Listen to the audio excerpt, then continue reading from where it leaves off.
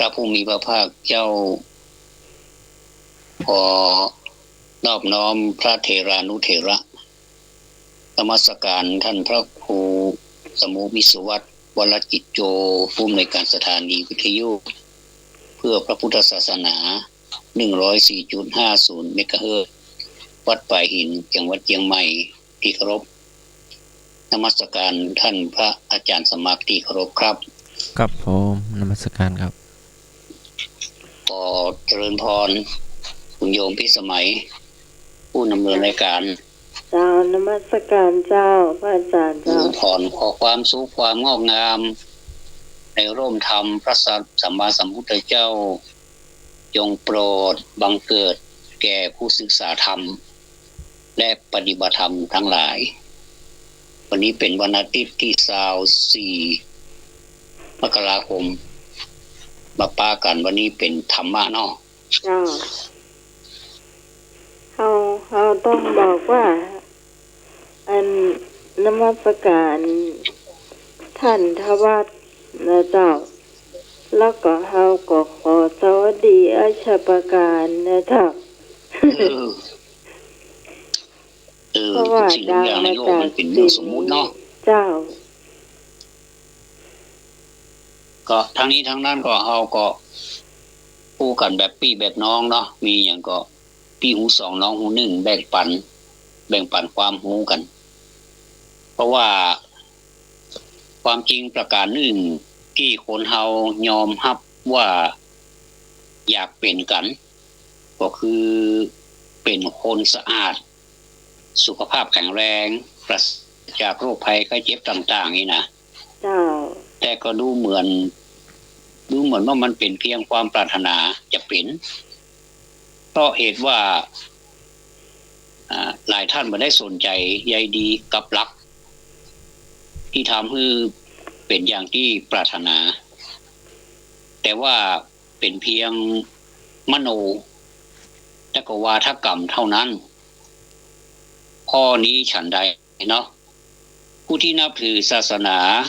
ได้ยินได้ฟังได้ศึกษามานักหรือน้อยก็ตามปรารถนาจะให้ตัวเองนั้นเป็นคนดีสะอาดบริสุทธิ์ก็คงเป็นเพียงมโนคิดเอาฝันเอาและหรือแม้กระทั่งเป็นวาทกรรมเพื่อแสดงให้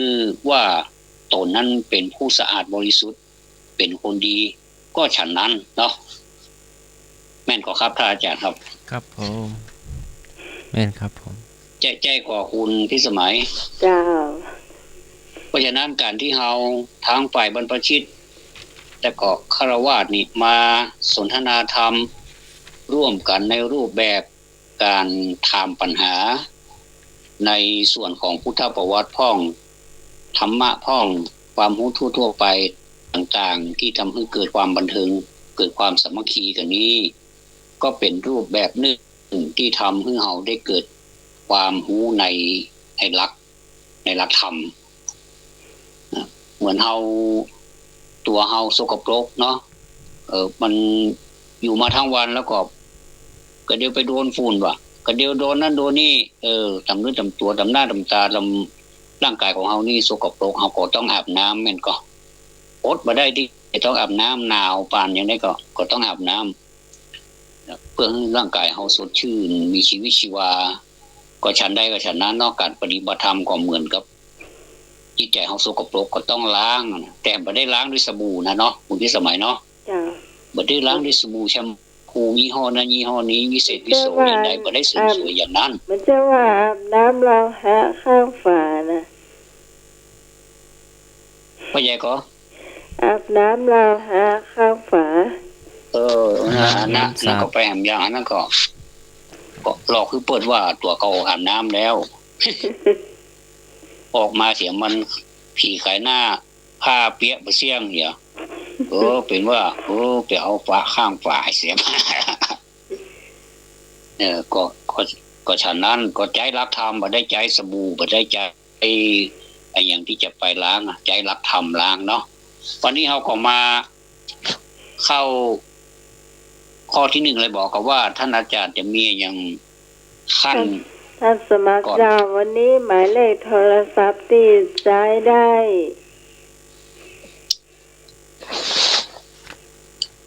เช็คหรือยัง เจ้า กี่หมายเลข 3 หมายเลข โอ้ปี3ได้ใหญ่ 2 หมายเลขเนาะ อืม ทั้งหมดก็3แต่โทรเข้าได้2เบอร์เนาะ052010462พูดดังๆเลยเจ้า 053226058ได้2เบอร์เนอะ05220100462นะเจ้าเริ่มข้อแรกเจ้า ข้อแรกนะครับ ข้อแรกท่านอาจารย์ในวันนี้ก็จะเป็นคำถามที่ต้องคบคิดหน่อยเพราะมันเป็นคำเปรียบเปรยเปรียบเทียบคือเหมือนกับว่าสมมติว่าผมถามว่าฉันใดแล้วก็จะมีคำว่าฉันนั้นนี่นะเนาะคือเป็นอุปมาอุปไมยเนาะวันนี้เป็นคำถามอุปมาอุปไมยเนาะคนผู้เจ็บป่วยอันนี้คือคำถามนะคนผู้เจ็บป่วยเมื่อหมอรักษาโรคมีอยู่ไม่ยอมให้หมอรักษาความเจ็บป่วยนั้นข้อนั้นเป็นความผิดของใครเข้าใจคำถามครับเนาะคนผู้เจ็บป่วยเมื่อหมอรักษาโรคมีอยู่ไม่ยอมให้หมอรักษาความเจ็บป่วยนั้นข้อนั้นเป็นความผิดของใครกคนเจ็บป่วยหมอพโรงพยาบาลและก็งไม่ทราบกคนเจ็บป่วยหมอพโรงพยาบาลและก็งไม่ทราบเชิญเจ้าพี่นายน้องเลือกตอบตามสบายเนอะมาแล้วเจ้าสายแรกเจ้าก ลับภาษาอาจารย์ท่านได้มีวิจุฬาเบอร์ภาษาท่านสมัครเจ้ากลับภาษาท่านทวารเจ้าและสวัสดีน้องไหมสวัสดีทำไมใครเครียดทุกท่านนะเจ้าพี่ฮอนตอบข้อกอไก่เจ้าพี่พรตอบข้อกอไก่ไปแล้วเจ้านะเจ้าสายที่2ฮัลโหลเจ้ากอไก่ครับไปหาหมอต้องหาให้หมอรักษาครับจบครับสวัสดีครับจ้าตกลงตอบข้อไหนข้อที่ปุ่นเวลาไปเลยตัวเองที่ไม่ยอมครับครับกอไก่ครับกอไก่อ๋อกอไก่ครับไอ้บางธงชัยเนาะเจ้าสวัสดีครับไก่ได้เลยขอบคุณมากเจริญพรขอบคุณอนุโมทนาเจ้าไอ้นึกดีครับเจ้าก็ตอบข้อกอไก่กูบอกเหมือนกันนะครับโอ้ไอ้นึกเจริญพรขอบคุณครับตอบข้อกอไก่กูบอกเจ้าได้ขอบคุณมากอาจารย์ยังมาเจ้าเจ้าของมาจ้าหมดมาเตื้อเจ้ากอไก่ไม่ทานเปิ้นนะกะสมนึกสันทรายเจ้าไม่ต้องไหนเนาะเจ้าไม่สมนะเจ้าไม่สมศพไม่ค่ะไม่สมกับข้อกอไก่นะเจ้าไม่สมกอไก่เนาะเจ้าท่านสามารถเลือกตอบได้หลายข้อเนอะ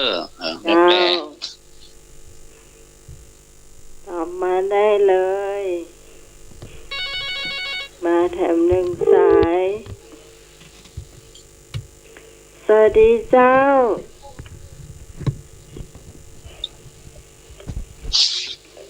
ฮัลโหล เจ้า ฮัลโหลตอบได้เลย ถ้าเปิด สายนี้ ต ก่อ อน บ นะ ได้เลยว่ะ เจ้า เจ้า ไม่หัดเกิดตอบได้เลยกะ เออ เจ้าเดี๋ยวไม่จ่า เจ้าที่ละท่านเนาะ ภาษาท่านทวัดโดย แม่บุญ มาเซโน่ เจ้า สวัสดีน้องใหม่เซโน่ เจ้า สวัสดีทุกๆคนเนาะ เจ้าเสียง เอา ไก่ ไก่กุ๊กงกเอากไก่กุ๊กงกกันเนาะ ก็ไก่ เจ้า เนาะ เจ้า เจ้า แม่อย่างก็ แม่บุญเจ้า แม่บุญเอาอีก อ๋อแม่บุญเขาฟังแล้วมันบ่ค่อยได้ยินวิทยุมันไกล อีกสายหนึ่งเนาะ เอาแม่บุญ อีกสายหนึ่งอีกสายหนึ่งอยู่ในสายอยู่ อนุ เนาะ โมทนา การท่านสมัครเจ้า เจ้าแม่หยังนะ เจ้านี่เจ้า ฮัลโหลแม่อะหยัง แม่สีไว้แสงสว่างเจ้า แม่สีวันแสงสว่าง เดี๋ยวแป๊บหนึ่งเพราะว่ามันมี ตอบว่าจะได้แม่ ได้ตอบข้อกอไก่เจ้า แม่สีวันเนาะ แม่สีไว้วัด แม่สีวันข้อกอไก่เนอะ สีไว้ แม่สีไว หนองเพิ่งเจ้า เจ้า แม่สีไวเนาะ เจ้ามีเจ้าน้องไม้ เจ้าแม่นวล เจ้า นี่แม่นวลมาทำเพล แม่ เจ้า สีไวเนาะ ภาษาท่านสมาคารท่านเทระเป็นนะเจ้า ฮัลโหลแม่ เจริ นะ ญพรเด้อ ท่านทวัดเนาะ เจ้า เราเจริญพ เจ้าร ไม่ต้องนะข้อกอไก่นะเจ้า เจ้าแม่นวล แม่นัว แม่นวลตาแดดเจ้า อ้าว เจ้าดีเจ้า เจ้า เจริญพรตะกี้แม่สีวันเนาะ แม่สีไวครับผม สีไว แม่สีไวกะ สีไวนี่ปลาคาก่อ อ๋อสีไวปลาคา ปลาคารอยสเก็ตก่อ ที่ เจ้า ละสายเนาะก็ แม่นก่อ อ๋อดอศกอ แม่นก่อ เจ้าแม่โทรมาใหม่เนอะแม่นบ่แม่นเนาะเพราะว่า แม่ มี สี สาม ไว สา ป ย ลาคาโดยสะเก็ต ท่านสมัครนี่ทราบโทรศัพท์บ่เป็นเรื่องมาถามเลย แล้วถามว่าน้าใหม่ก็รับสายหนึงหั่น มันมาหลายสาย ตามนี้มันบ่ค่อยได้ยิน เอารับสายที่มาก่อนเนอะ ภาษาเจ้าท่านสมาคร รายงานตัวด้วย สา นะ รีต้นเปา เจ้าภาษาเจ้าท่านทวัด เจริญพร วันนี้มาเจ้าหน่อยเนี่ยตะคืนมาได้เรื่องเลยรับไปเหรอ อันนี้แม่ เอาก็ไก่เหมือนเปิ้ลนั่นนะเจ้า เอาไก่ก็งอกเนาะ เจ้า เจ้า แม่หยัง ปีแม่รีปีสารีต้นเปาปีตักไปแล้วอะ เปียรีเนาะ สันกำแพง ฮัลโหล สวัสดีเจ้า สวัสดีเจ้า เจ้า แต่ที่แม่ถือไว้หนองเพิ่งนะเจ้า น้องพึ่ง น้องพึ่งสารปีกะ แม่สีไว้ที่อายุ88นะคะ เจ้า อ๋อเจ้าขออภัยน้องพึ่งสารปีเจ้า น้องพึ่งสารปีผมเหมือนอายุเพิ่นบ่ถึงเนาะ โอ้เจ้ามันจะมี เสียงยังหนุ่มๆ สีไว้ อยู่เลย สองท่านเนาะเจ้า เออ เจ้า เพิ่นแสดงเพื่อรักษาสุขภาพดี จะมี เสียง แม่ ดี สีไว้อยู่ที่ปาคาอยู่ท่านหนึ่งดอยสะเก็ตเนาะถ้าเกิดจะมี อันนี้หนองพึ่งสารปี หนองพึ่งสารปีเนาะเจ้า ขอบคุณนะแม่เด้ออ้าว เจ้าขอบมากเลย ภา เจ้า ษา แม่ ต่อไป เจ้าสวัสดีเจ้า สวัสดีเจ้า โอ้ชายามาแล้ว ครับผม มาละ นักการอาจารย์ครับผม อันนี้ลุงหนุ่ม การ เนาะ อาจารย์ครับ ลุงหนุ่ม พร ครับอา ลุ จารง ย์ ห ครับ นุ่ ผม ม ลุงหนุ่มอยาก พี่สมัยนะครับ เจ้า ท่านสมัครบอกว่าลุงหนุ่ม ครับ แม่นเนาะ ยอมรับ100%เจ้า รักใครเจ็บทุกท่านนะครับ ครับเปิดนะครับ ก้อยเพื่อน ครับ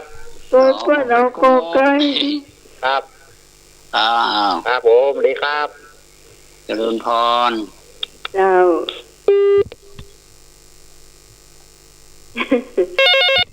มาแถมหนึ่งสาย สวัสดีเจ้า สวัสดีเจ้า กับนมัสการท่านอาจารย์ท่านนายทวัฒน์ท่านสมัครน้องห เจ วัง ริญ แบ พ บ รเด้อ อ้าวอาสุรีน ก็จะดีตอบทุกคนข้อกอไก่เจ้า อาสุรีบ่อสร้างสันกำแพงเจ้า กับกอไก่นะเจ้า เจ้า ขอบคุณเจ้า สันกำแพง เจ้า โอ้โหท่วมท้นเลย โอ้กอไก่ท่วมท้นเลย อืม อ้าวบ่มีแล้วเนาะบ่มีคู่จะตอบแล้วเนาะอ้าว ขอไข่ขอควาย เอามาแล้วแหมสายหนึ่งยินดีต้อนรับ เจ้า เจ้า อันนี้ก็สารปีนะเจ้าตอบกอไก่เจ้า ไม่พี่ตอง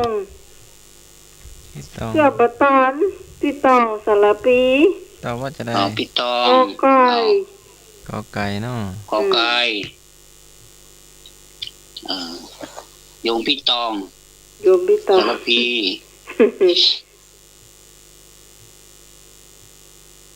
นี่เห็มก็วันนี้ค่ะน้องต้นฝ้ายเนอะแต่ว่านี่ต้นฝ้าย น้อง มา ต้นฟ้าจะตอบก็ ต้นฝ้ายขอตาย โต ไอ้ มา บ่าว เล ดอก ย แดงเห็มวันนี้รอยสเก็ตหายหายไป2 คนก่อน ต้นฝ้ายกับไอ้บ่าวดอกแดงเนอะ สายว่างแล้วเนาะ หายว่างแล้วเจ้า ถ้าว่ามีไปตอบก็จะได้เฉลยแล้วเนอะ 05201024058เจ้า อ้าว หม นับ ด หนึ่ ละ งถึง ก้า สามเนาะ เนาะเจ้า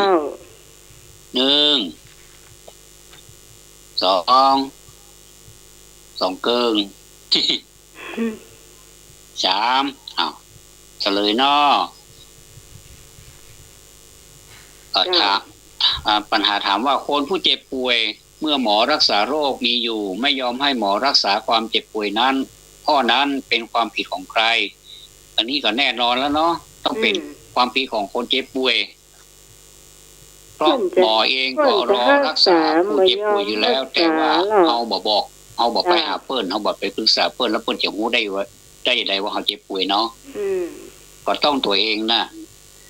โทษโรงพยาบาลป่วยอยู่5หรอเอาไปหาหรอนี่แสดงว่ากอไก่ท่วมท้นขอแสดงความยินดีกับทุกท่านตัวเองนะอันนี้ข้อสังเกตก็คือ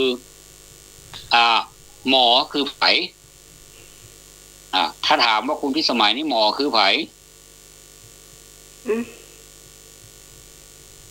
หมอในที่นี้หมายถึงไผเอาง่ายๆอาจารย์สมัครด้วยครับ หมออะไรนะครับ อาจารย์นิพนธ์เทรนเนอร์โดยสเก็ตวัดพระธาตุโดยสเก็ตนมัสการนะครับที่ลืมไป ครับผ ครั ม บนมัสการอาจารย์ทั้งสองครับผม ครับผมนมัส น กา มั ร สการ อา อา จาร จารย์ ย์ เป็นมาอาจารย์วัดเจริญพรโยมพิสมัยแล้วก็สาธุชนธรรมะคลายเครียดทุกคนก็แล้วกัน เจ้า หมอก็คือผู้รักษาคนไข้ครับผม หมอเปรียบคุณพิสมัย หมอในที่นี้ผู้รักษาคนไข้นี่เปรียบเหมือนไผ นั้นเทวดา อันนี้คำถาม2คำถามเด้อเมื่อกี้เฉลยไปละ แพทย์ครับนายแพทย์ครับนายแพทย์หญิงนายแพทย์ชายครับ นายแพทย์หญิงนาย อ๋อ แพท เป็น ย์ แพ ชา ทย์หญิ ย งแพทย์ชายเปรียบเหมือนไผคุณโยม เป็นแพท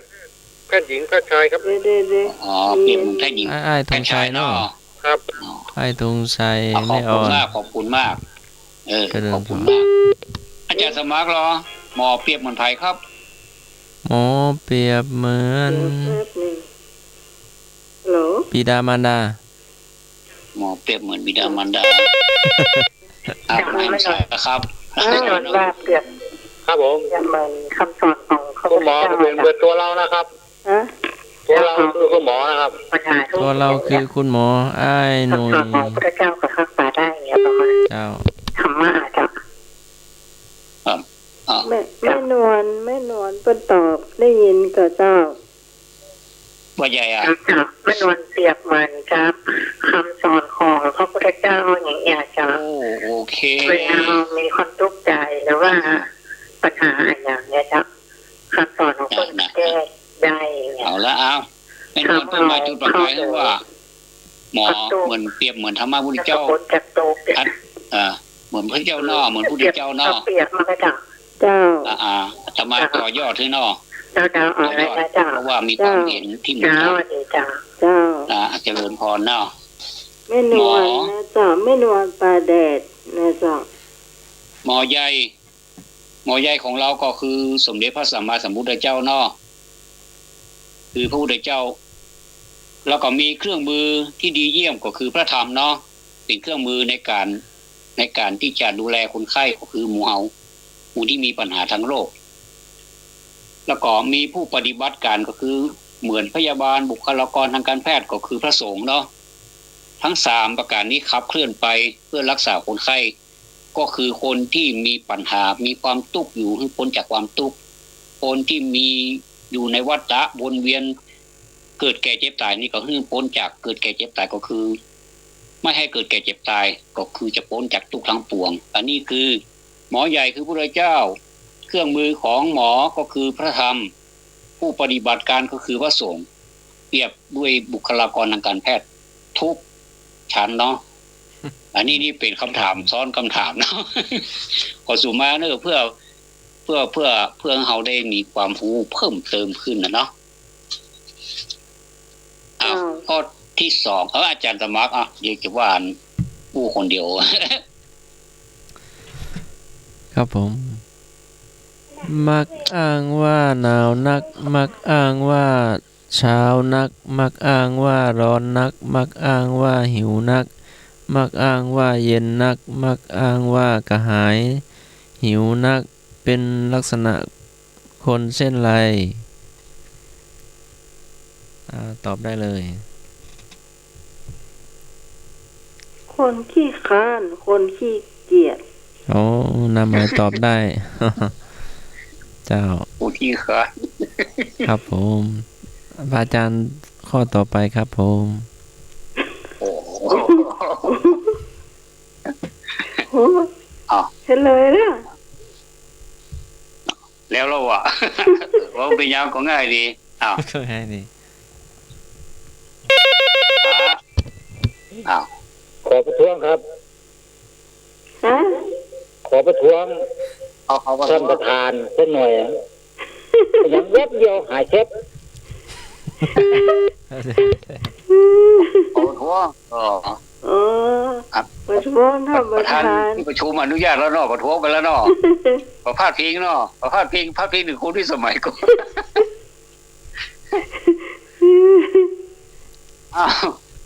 ข้อต่อไปเนาะ ครับผม มีสายมานะ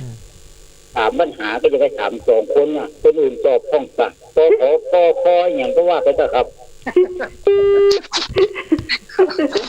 ไม่มีข้อเหลือข้อตอบกันเนาะ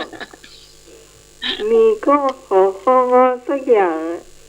ก็เดี๋ยวไม่จ้าหรอก น่าจะข้อต่อไปเนาะ ข้อต่อไปเล อย นุญาตเนาะ ข้อต่อไปถ้าคนพาลเข้าไปนั่งใกล้บัณฑิตแม้จนตลอดชีวิตเขาย่อมไม่รู้รสธรรมเหมือนอะไรกเหมือนลิ้นไม่รู้รสอาหารขอเหมือนกายไม่รู้สัมผัสข อควายเหมือนทัพพีไม่รู้รสงองูเหมือนหูไม่ได้ยินเสียงถ้าคนพาลเข้าไปนั่งใกล้บัณฑิตแม้จนตลอดชีวิตเขาย่อมไม่รู้ธรรมเหมือนอะไรก็เหมือนลิ้นไม่รู้รสอาหารขอเหมือนกายไม่รู้สัมผัสคอเหมือนทัพพีไม่รู้รสงอเหมือนหูไม่ได้ยินเสียงเจิญเจ้าพี่นายน้องตอบได้เลย อีกาตอบ อีกาตอบมาเลยอีกา ขอควายครับผม ภาษานิพนธ์ตอบคอควายแล้วใหม่จะตอบงองูเจ้า ไผ่ตอมงองู ใหม่เจ้า คุณพี่สมัยงองูเนาะ เจ้า เอา ฮัลโหล เอารับสายแหมสายหนึ่งเนาะ ฮัลโหล ผมตอบกอไก่ครับ ตอบกอไก่ ครับ เจ้า ไอ้ธงชัยเนาะ แม่น ครับผมไอ้พงชัยครับ ธงชัยกอไก่เนาะ ครับ ธงชัย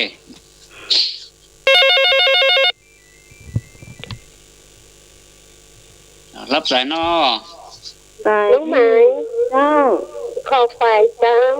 คอควายพี่ เจ้า พระสุรีเนาะ เจ้า เจ้า ปัสสุรีก่อนให้ธงชัยไผ่ตอบอ่ะ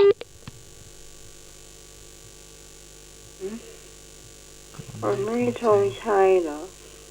บ ะหมี่กา มีก็มี เอาบะหมี่เนาะบะหมี่ก็เป็นอย่างเนาะ มีอาจารย์นิพนธ์นะกะมีอาจารย์นิพนธ์ตอบคอควาย ครับผม เจ้า คอควายครับปากหมูรสหูกินครับ คอควายเนาะ ครับ อุ้ย ปากหมูรสเก่งนะ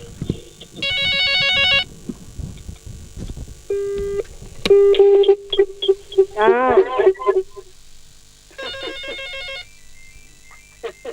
เจ้า เจ้าแม่ตอบว่าจะได้ ของพี่ประมาณน่ะท่านสมัคร คอควายเนอะ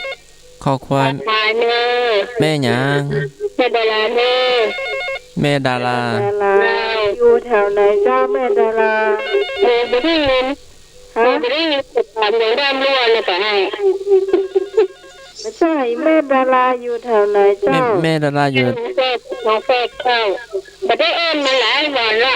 ไปธุระเลยเจ้า แม่ดาราอยู่ที่ไหนนะ เรื่องน้องแฟดแต่ละปีเจ้า แม่ดาราสารพี ทางแม่ดาราอยู่สารปี เจ้า ข เจ้า อบ แม่ คุณนะเจ้ารอสายหนึ่งเนาะ ครูไม่ได้ยินแบบครูไม่ได้ยินแบบสอนอย่างด้านล้วนเลยก็ต้องเป็นแบบคำดิบเป็นต้นนะ แม่ดาราตอบว่าจะได้ แม่ดาราสารปีเนาะ เจ้า แม่ดาราตอบว่าจะได้ คอควายเนาะ พ่อควายอะค่ะ ขอควายเนาะขออนุญาตรับสายต่อมา อ้า แม่ ว พอสายมาเรื่อย คอควาย เจ้าสวัสดีเจ้า พ่อควายก็เปิดนั่นเลย ขอควายแม่ ๆ จันดี สวยแม่สม จันดี แม่จันดี ดี อ้าว ไม่จันดี เจ้าแม่ อ้าว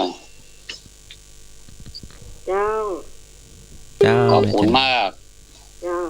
อนุโมทนา ก่อนแม่จันดีเป็นท่านไหนเนาะพอดีรับสายอีกสายหนึ่งเนาะเจริญพร เจ้าเอาขอควายเขาว่องจะเปิดดื้อ คอควาย ไอ้คอควายเขาหวองอ่ะ แม่บุญเจ้า แม่บุญเนอร์ครับคอควาย ลูกสายรุดขอแม่นวลสายรุดแต่กี้ไม่นวลเนาะ ตะกี้แม่จันดี ใช่แม่ ก่ บุ อน ญ ตอบ จ้า ก็กอไก่เจ้า แม่จันดีกับแม่ พ บุญ รตอบกอไก่เนาะ ที่พรตอบข้อหยัง กอไก่ จ้า แล้วก็กอไก่จะงองูคอยดูกันแล้วกัน มันต้องมี จันดีคอ สง ควายนะเจ้า แม่จันดีคอควาย คอควาย ไม่จันดีคอควายโอเคเห็นแล้วจะโอเคเหรอ แม่นวลโทรมาใหม่เนอะแม่ มันสายมันรูดแม่ กด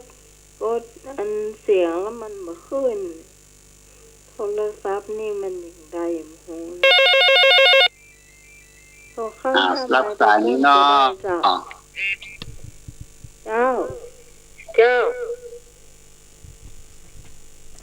หมายยินกับเจ้า เจ้าแม่ เจ้า ข้อไหน อันลงท้ายแม่มก็มาเจ้าอย่างก็เจ้า ถ้าคนพาลอันนี้คำถามนะครับแม่ เจ้า ถ้าคนพาลเข้าไปนั่งใกล้บัณฑิต แม้จนตลอดชีวิต เขาย่อมไม่รู้ทำเหมือนอะไรเปรียบเหมือนอะไรเนาะ เจ้า ก็เหมือนลิ้นไม่รู้รสอาหารขอเหมือนกายไม่รู้สัมผัสก็คือสัมผัสถูกต้องเนาะคอควายเหมือนทัพพีไม่รู้รสงองูเหมือนหูไม่ได้ยินเสียง มันเหมือนอย่างคนพาลเข้าไปนั่งใกล้บัณฑิตตลอดชีวิตอ่ะที่เพิ่นชอบเปรียบเทียบกันเอาตามความที่เพิ่นเปรียบเทียบเนาะ ตอบมาได้เลย มันก็มีบ่อยๆขนาดกรรมเนี่ยถ้าเราฟังเทศอ่ะภาคเทศบ่อยขนาดเลย ลิ้นไม่มีรสนี่มันถูกกับเจ้า อ้าวมันได้เฉลยเจ้าไม่ได้เฉลย ตอนนี้ยังไม่เฉลยเจ้าแม่ ยังโมโหเถอะมันเปรียบเหมือนอย่างที่เราได้ยินได้ฟังมา เขาขอควายเนาะเจ้าเนาะ ขอควายเนาะ เจ้า คอควายนี่ท่วมท้นเนอะเจ้าประเดี๋ยวนี่มีพี่พรกอไก่แล้วน้องใหม่งองูเนอะเจ้า เหมือนลิ้นไม่รู้รสสองท่านคือไอ้ธงชัยกับพี่พรเอารับสายนอ โยมพรต่อเท่านะย้ายมาอยู่คอควายอีกปะ อาจารย์เชียวอยู่คอควายวะพี่พรว่าย้ายก็ อาจารย์ ถ้าย้ายแล้วก็โทรมาใหม่ก็จะย้ายอาจารย์ไปเอาหน้าน้ำเปิ้ลลูก สมัครเอากอไก่ ถ้ามั่นใจผมเป็นอย่างฮัลโหล คนมีกัลยาณมิตรหรอก กอไก่ว่ะ จะสมัคร ครับผม ถ้าสอบกอไก่เนี่ยอายเปิ้ลเดี๋ยวเขาจะว่าเป็นโควิดนะครับ จะฟังคำถามอะไรก็ได้เดี๋ยว ลิ้นไม่รู้แล้วเรา ฮัลโหลมี จะคอยนอกสุดโลกวิด คือเวลาห้าคุณกอไก่ห้าคุณคอควาย แม่หยังแม่ เวลาห้าคุณกอไก่ห้าคุณคอควาย แม่ดารากอไก่กับพอควาย เดี๋ยวเสียงมันไกลเสียงไกลไม่ได้ยินเจ้าพี่พรตึงมาย้ายพี่พรจะตอบข้อกอไก่ตะอานะเจ้า มันคงบอกโกเปิ้นหน้าโทษเหรออาจารย์เปิ้นเซลอาจารย์นิพนธ์ว่าโก ก็รู้ไหมว่าถ้าแบบกอไก่ก็พอว่าอันน่ะงองูอ่ะ ไปงองู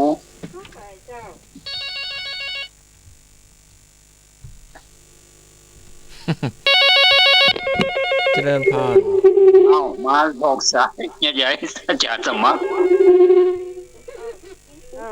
เอาแม่เบาวิทยุ เอา นู่ ฟังสายเนอะอาจารย์เดี๋ยวให้ทำสายรอแม่ก่อนเนาะ แม่หยังไข้หัว ไม่ได้ใช้หัวพี่ก่อนก็เอา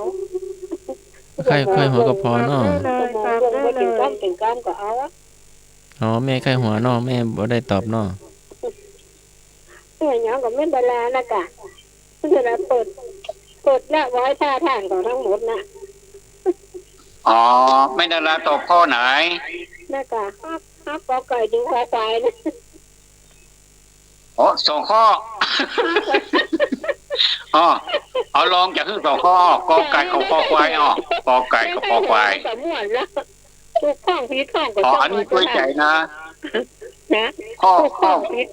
อจอจานต่อกอไก่กับคอควายเนาะไม่ดาราได้ตัวใจแฟนเขาเด้อ สายมือรออยู่ สาย มีจอจานตัวเด้อกอไก่กับคอควาย เขาเมาเอามดเดี๋ยวบดี มันมาได้หมอมดนี่มันอ้อ ที่ประทุก ได้ถึงผาน้อยกว่านี้หมด เจ้าให้แม่ดารารับสายหนึ่งก่อนเนอ ได้หนึ่งร้อย ขออนุญาตรับสายหนึ่งก่อนเนอแม่ อ้าวจะแหมสายนอ จะสมัครครับ ครับผม ตอนสุดท้ายก็ขอตัวจริงตำคนหลายใจสักตำนะครับ โอ้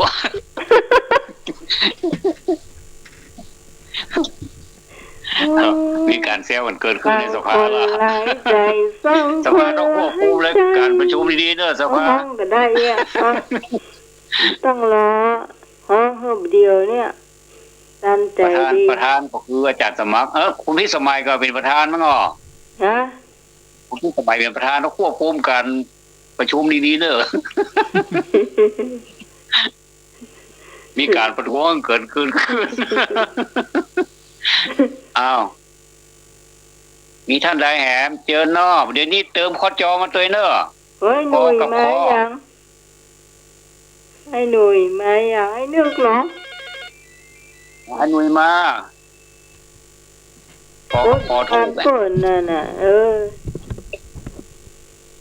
เจ้า เจ้าแม่ลุงวัดนะเจ้า แม่สมศรี เจ้า สวัสดีทุกท่านนะเจ้า เจ้า แม่เอาห้องงง รองูไม่โดยน้องไหวโดยน้องไหว ในสมศรี เจ้ากล้าเข้ามานี่ลูก เจ้า เจ้า แค่น่ะมีกู้ละ อ้าวได้เลย พี่เหมว ประชาธิปไตยแล้ว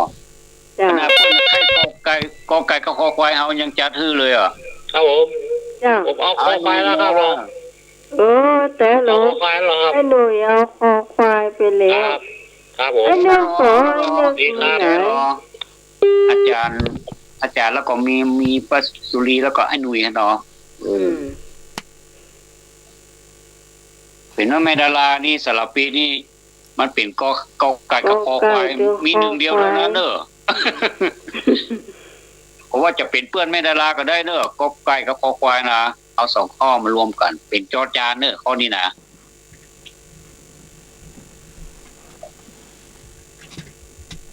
เอาบ่มีแล้วครับ อาจารย์ ไอ้ ส นึ มัค ก ร ไถ่บะตานเนี่ยไอ้นึกมาก่อนมาหร ไป อ นึกยัง แล้วก็ไอ้นึกก็ตาย เข้าใจโอ้ยถ้านึกออกมาเดี๋ยวอาจารย์สมัครจะต่อไปแล้วเด้อเข้าใจ ว่าอาจารย์สมัครตอบว่ารู้กอไก่อ่ะ ตอบข้อกอไก่แล้วครับผม อ๋อกะผมไม่ได้ยินตอนมันกำลังชุลมุนกี้ผมงง ถ้าสมัคร มัน น้อง เป็น ดี เจ้าประธานสภาบอกควบคุมการประชุม โอ้ได้ยินแล้วได้ยินว่าตอบกอไก่ไอ้นึกใส่มาละ ยินดีต้อนรับสายนี้เนาะ เจ้า ว่าป้าเราเนี่ยตัวเป็นแม่ เดี๋ยว แม่ แม่บัวเขียว กว่า แม่บัวเขี ข้ ยว ไหน กว่าข้อตัวเป็นมันมาแล้วก็บ้านมันอยู่จ้ะ เนาะข้ององูเนาะ เป็นที่ว่างปัญหา มีโมเขียวมองงูท่านสายเนาะ เจ้า ข้ององูมาตัวน้องใหม่ไปแล้ว ไอ้นึกเจ้า ไอ้นึก ผมโดยท่านสมัครครับ กอไก่ อ๋อ เจ้า กอไก่เนาะ ท่านสมัครกอไก่กงก อ้าว กอไก่กอก จัดให้จัดให้ จะพิจะทุกก็ว่ากันเนาะมาเป็นหยัง ให้ มาหันสายแล้วเนาะรับสายเนอะโอ้ข้อนี้คนตอบนักเด้ เนี่ยถ้าไม่คิดนี่ท่านอาจารย์ธวัฒน์ครับถ้าโยมนึกไม่เข้ามานี่จะประกาศหาตัวนะเมื่อกี้เนี่ย ฮะ ถ้าโยมนึกไม่เข้ามานี่นะจะประกาศหาแล้วนะนึกว่าคนหาย อ๋อครับ ประกาศหายเนาะ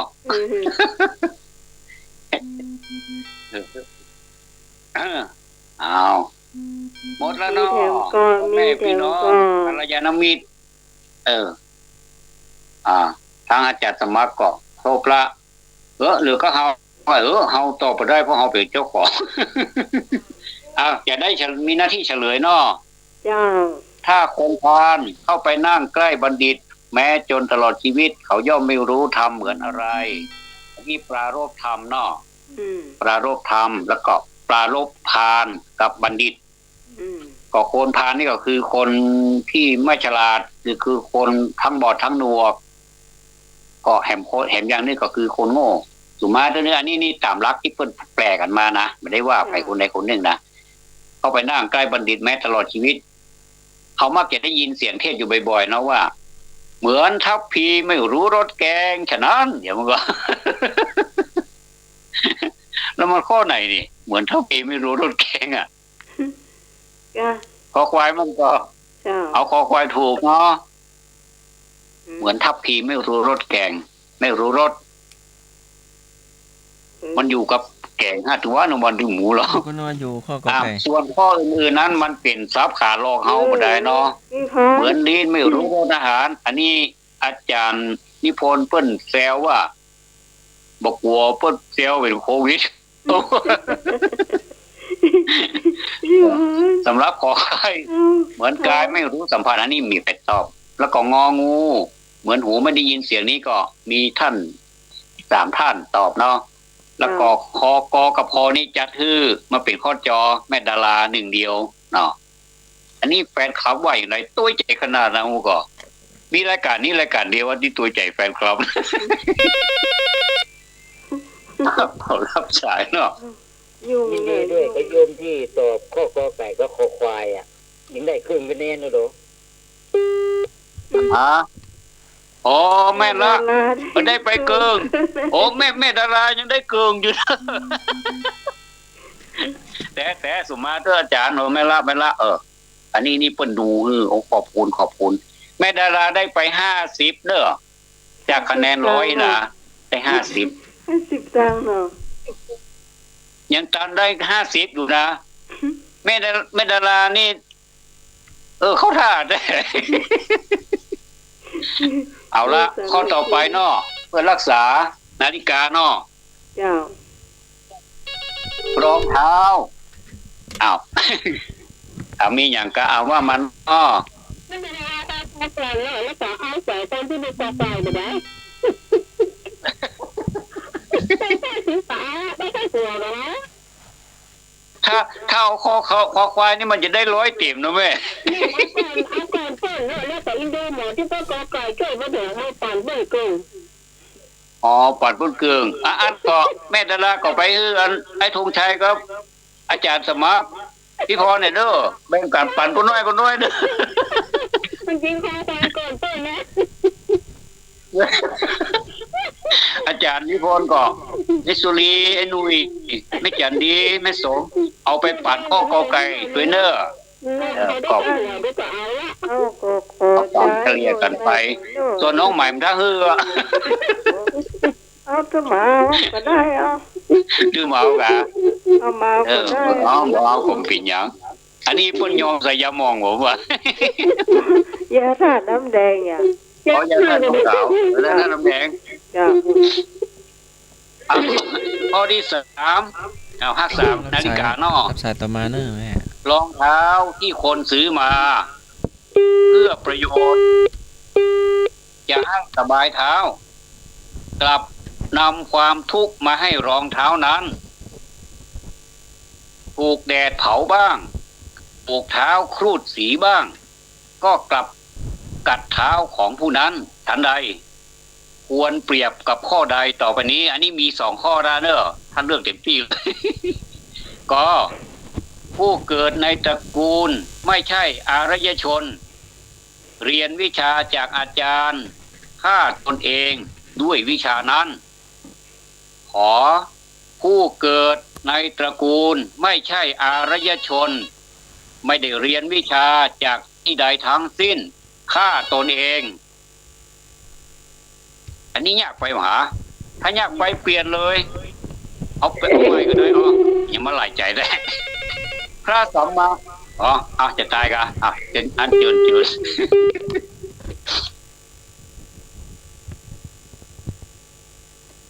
ว่าได้เศร้าว่าใหญ่ท่านผู้ฟังท่านใด คำถามยังมาจบนี่อย่าเพิ่งโทรมาเนาะก็ขอฟังคำถามเมื่อจบก่อนเนาะอันเปลี่ยนใหม่เนอะเปลี่ยนใหม่ข้อนี้บอกเคลียร์พระสัมมาสัมพุทธเจ้าเปรียบเหมือนดอกบัวพระธรรมเปรียบเหมือนน้ำที่เกิดจากบัวที่บานพระสงฆ์เปรียบเหมือนอะไรพระสัมมาสัมพุทธเจ้าเปรียบเหมือนดอกบัวพระธรรมเปรียบเหมือนน้ำที่เกิดจากบัวที่บานพระสงฆ์เปรียบเหมือนอะไรกหมู่ผ้ามรที่ดูดกินน้ำจากดอกบัวนั้นขอหมู่ผ้ามรที่บินจับดอกบัวนั้นเฉยๆพอหมู่ผ้ามรบินผ่านดอกบัวนั้นไม่สนใจและก็งอหมู่ผ้ามรทำลายดอกบัวนั้นย่อยยับโปรดฟังอีกครั้งเนาะพระสัมมาสัมพุทธเจ้าเปรียบเหมือนดอกบัวพระธรรมเปรียบเหมือนน้ำที่เกิดจากบัวที่บานพระสงฆ์เปรียบเหมือนอะไรกหมู่ผ้ามรที่ดูดกินน้ำจากดอกบัวนั้นขอหมู่ผ้ามรที่บินจับดอกบัวนั้นเฉยๆพอหมู่ผ้ามรบินผ่านดอกบัวนั้นไม่สนใจงอหมู่ผ้ามรทำลายดอกบัวนั้นย่อยยับขอเชิญเจ้าพี่นายน้องพิจารณาเต็มที่เลยเนอะ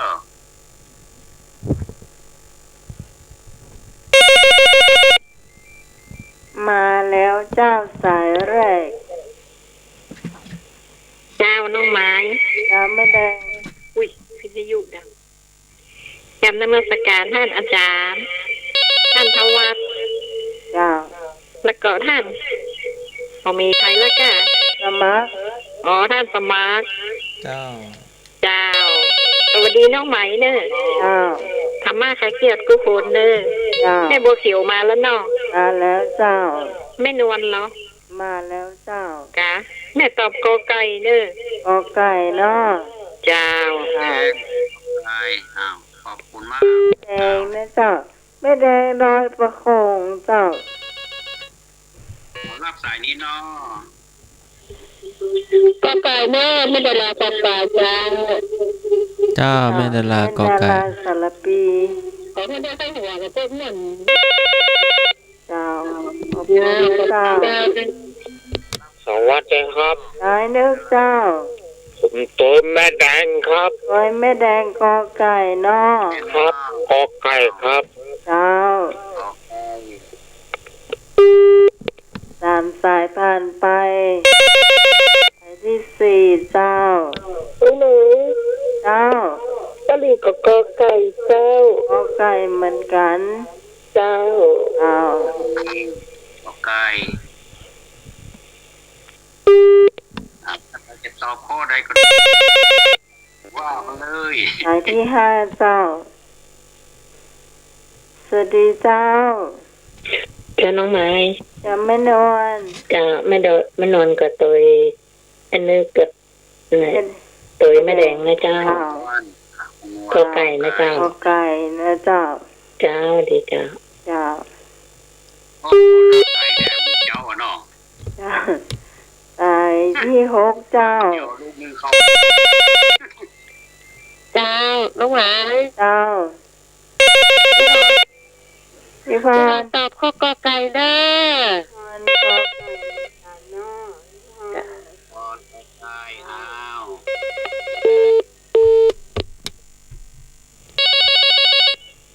เจ้าสายนี้เนาะก็ไก่เปิดนั่นเลยแม่จันดีสายที่7เจ้าโอไก่เหมือนกันเป็นเดียวเจ้าเจ้าทำไมเจ้าไม่ต้องนั่งไม่เรียนไม่เจ้าเจ้าแม่บัวเขียวเนาะเจ้าตัวแม่บัวแดงไม่เจ้าเจ้าเจ้าสาวแม่บัวเขียวเจ้าผู้หมายเจ้าแม่ก็เอากอไก่เลยเจ้าแม่สมซบแม่ค่ะเจ้าเจ้า ตะกี้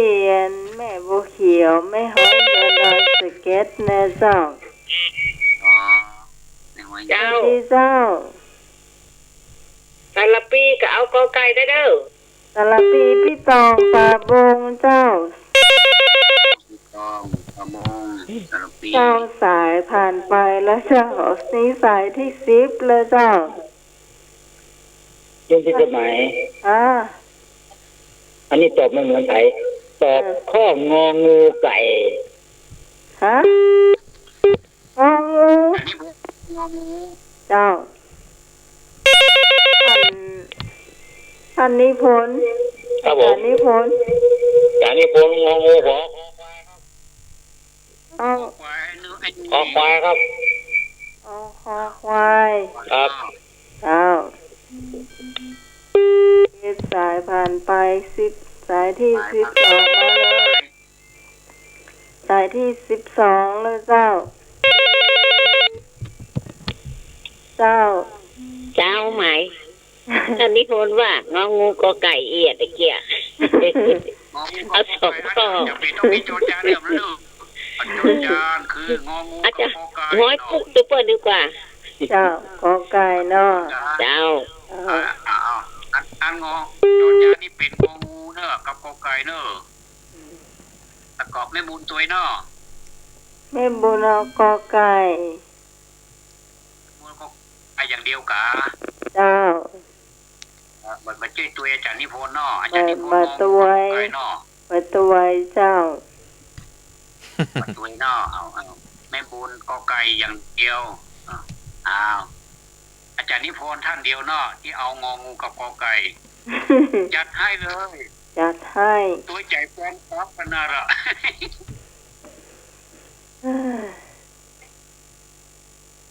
คุณผู้ฟังเตรียมไว้เนอะกระเดียวกรรมมาเก่านะจะได้ไข้หัวกรรมมาเก่านะ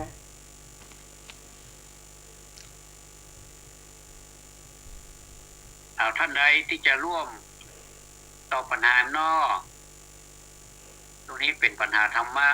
เป็นปัญหาเปรียบเทียบพระสัมมาสัมพุทธเจ้าเปรียบเหมือนดอกบัวพระธรรม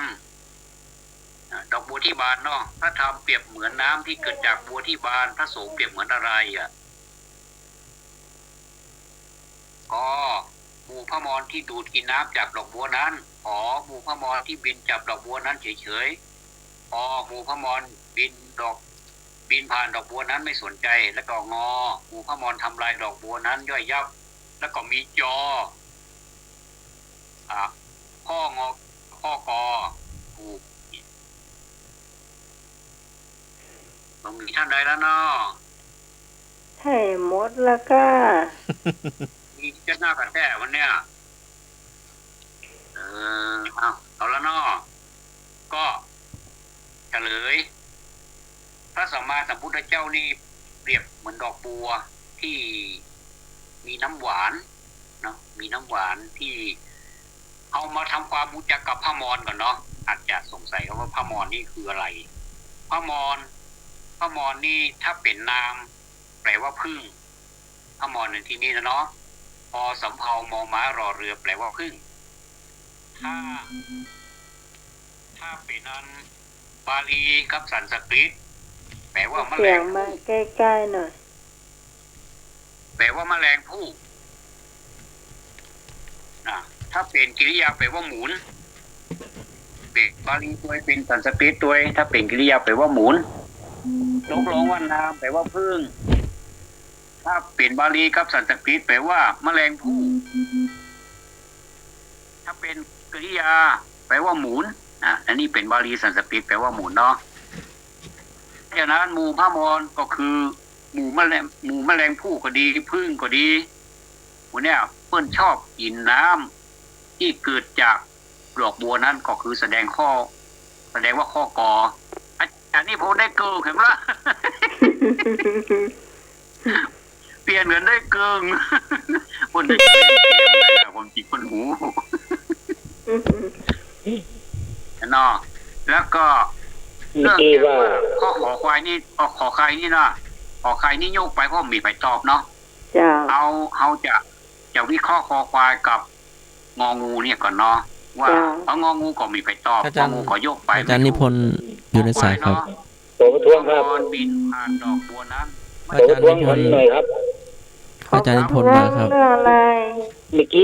ได้ยินว่าน้ำเฉยๆไม่ใช่น้ำหวานนี่ครับถ้าเป็นน้ำหวานก็ตอบคอควายเฉยๆนะครับ อ๋อเหรออ๋อ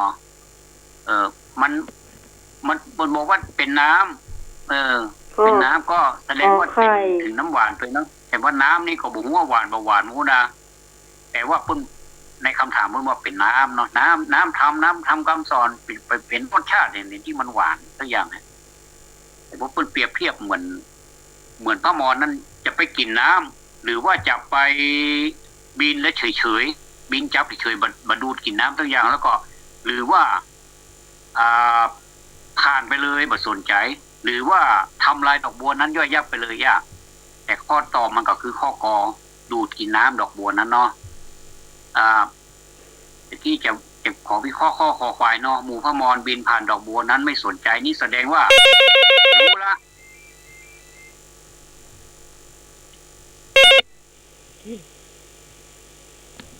ก็ยังดีได้50คะแนนก็ยังดี2ข้อได้150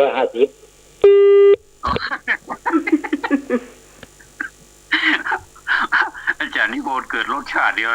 ในสภานี่มันก็เฮกันอย่างเงี้ยเนาะ ก็ที่ว่ากินน้ำจากดอกบัวนั้นก็คือนี่คือนิสัยของพระสงฆ์ที่แท้จริงแต่พระสงฆ์ที่ไม่ได้สนใจก็คือทำลายดอกบัวนั้นย่อยยับอันนี้ก็ว่าใจวิสัยแล้วก็บินผ่านไปเฉยๆอันนี้ก็ว่าใจวิสัยของสงฆ์เนาะจะต้องกินน้ำจากดอกบัวนั้นบอกว่าจะเป็นน้ำที่เป็นรสชาติอร่อยหวานหอมละมุนละม่อมละมุนละไมอย่างใดก็กินอย่างนี้นี่คือพระสงฆ์เนาะก็ขอบคุณมากนะครับขอบคุณมากอาจารย์นิพนธ์อาจารย์สมัครมาตอบสักคำมาตอบสักคำอาจารย์สมัคร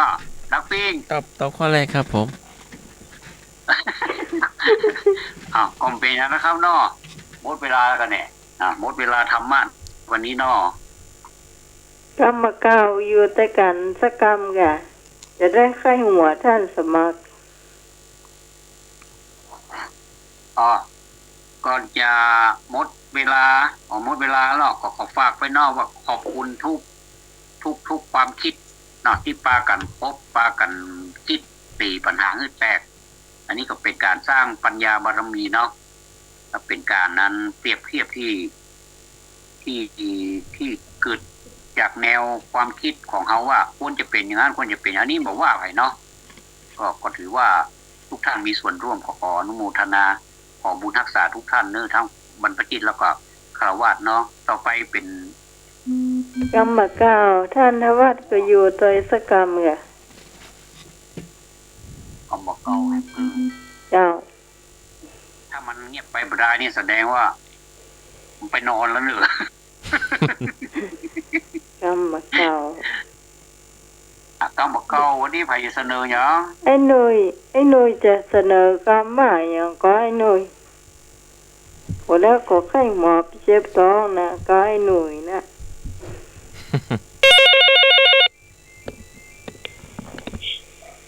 ครับผมกำบอกครับกอยครับผมกอยท่านสมัครเข้าใจว่ะกอยเนี่ยท่านสมัครว่ะรอรถแดงกอยเนาะ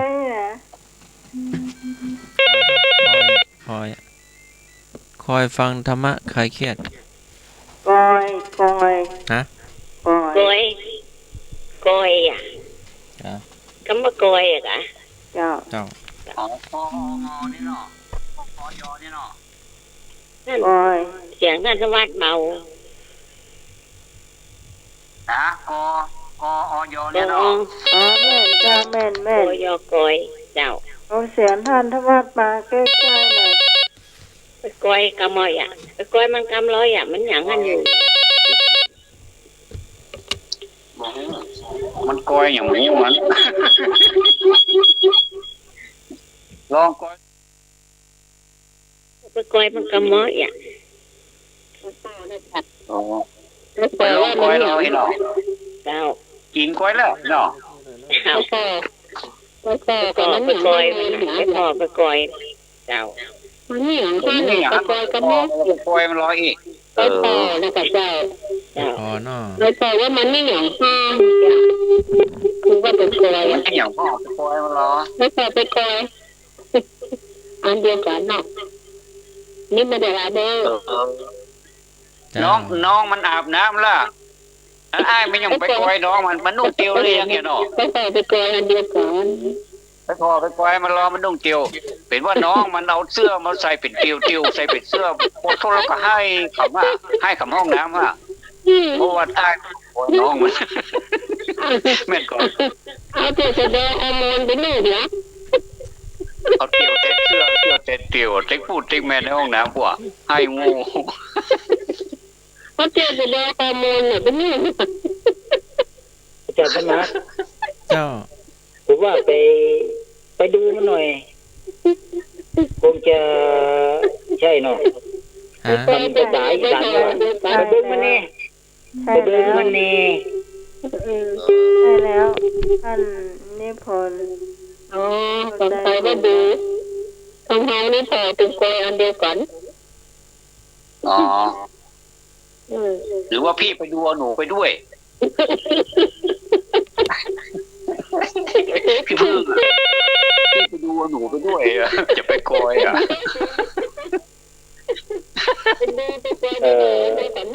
ถ้าเป็นของกินก็คงจะเป็น พี่ไม่พอก็หนูจะไปกอยด้วยอ่ะเนาะ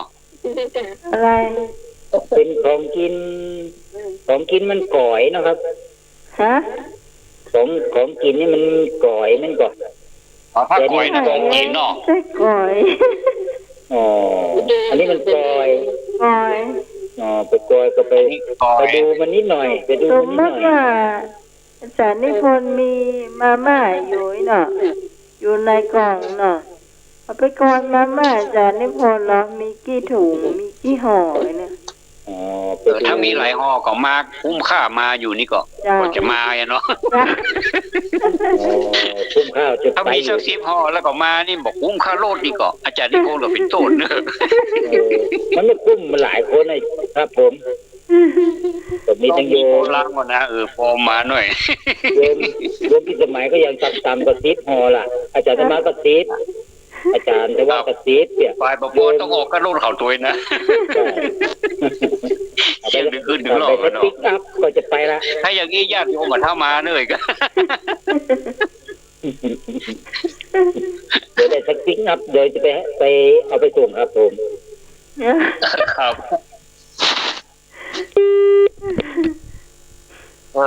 กำเดียวนี่นะเป็นประเด็นยาวเหมือนกันเด้อ อืมวันแรกกรมอาจารย์ กำเดียวไอ้หนุ่ยนี่นะเน็ตเหมือนกันเนาะ วันแรกกรม ไอ้ อา หนุ่ย จารย์ เกิดปีหยังไอ้หนุ่ยไอ้หนุ่ยเกิดปีหยัง ปี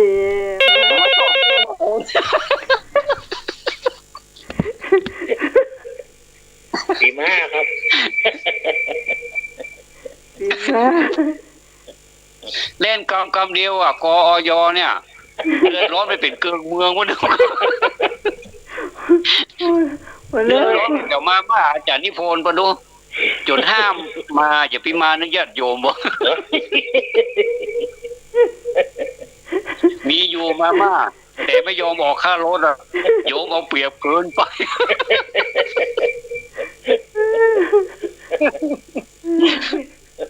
ความเจริญจากนิพนธ์เพิ่นใจดีมันตายไปเตอร์ญาติโยมอ่ะ ครับ ถ้าสมมติไปหลงแบบนั้นนะก็ขึ้นไปว่าโดยสเก็ตนั่นเถอะจากนิพนธ์เพิ่นมีมาม่าบ่เลย เพิ่งบารมีหน่อยหรอ จะต้มจะพัดกะมีอัน2ห่อ สองห่อต้องใส่ปลากระพงก็ 2ห่อนี่หมายถึงแพ็คนะ2แพ็คใหญ่อ่ะ ส่งแพ็ค อ๋อ 2แพ็คไม่ใช่2ห่อน้อยๆนะ อ๋อ ถ้าอันนี้จ้างไปหัวไป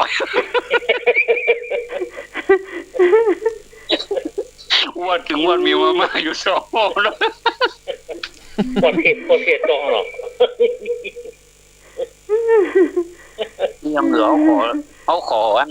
ที่ไอ้หนุ่ยก็ได้เนาะไอ้หนุ่ยมีก็มาม่า ไอ้หนุ่ยก็ว่าท่านนวัดมีก็เดี๋ยวผมจะไปมาให้ มินิห่อเกิง ท่านสมัครเหลือแต่ถุง ปวดเผ็ดแล้วเนาะ ท่านสมัคร อาจารย์สมัครนะอาจารย์สมัครนะเขาถึงชอบมาตานเนาะอาจารย์สมัครอ่ะ ท่านส แล้ มั ว คร เป็น เหลื นิ อ ชิ แต่ถุง เหลือแต่ถุงครับ เน้นอุปสรรค นี่ล่ะ เอาเมมไม่เหรอพวกเขาสู่เดือน5อาจารย์ไปจิพี่เมม ท่านสมัคร แล้ว เหลื แต่ อ ดู แต่ ว่ามันจะ ถุง ได้อันนี้มาจากคำว่ากอยอันเดียวเนอะปลากัดไข่หวยล่ะพอละยังเลยเดี๋ยวขอยว่าเป็นบีบ้า แล้วก็พ่อหน่อยน้อยนั่งซอยข้อรับประกาศอ่ะ นั่งเอาโค้งเอาหัวจุ้ยเข้า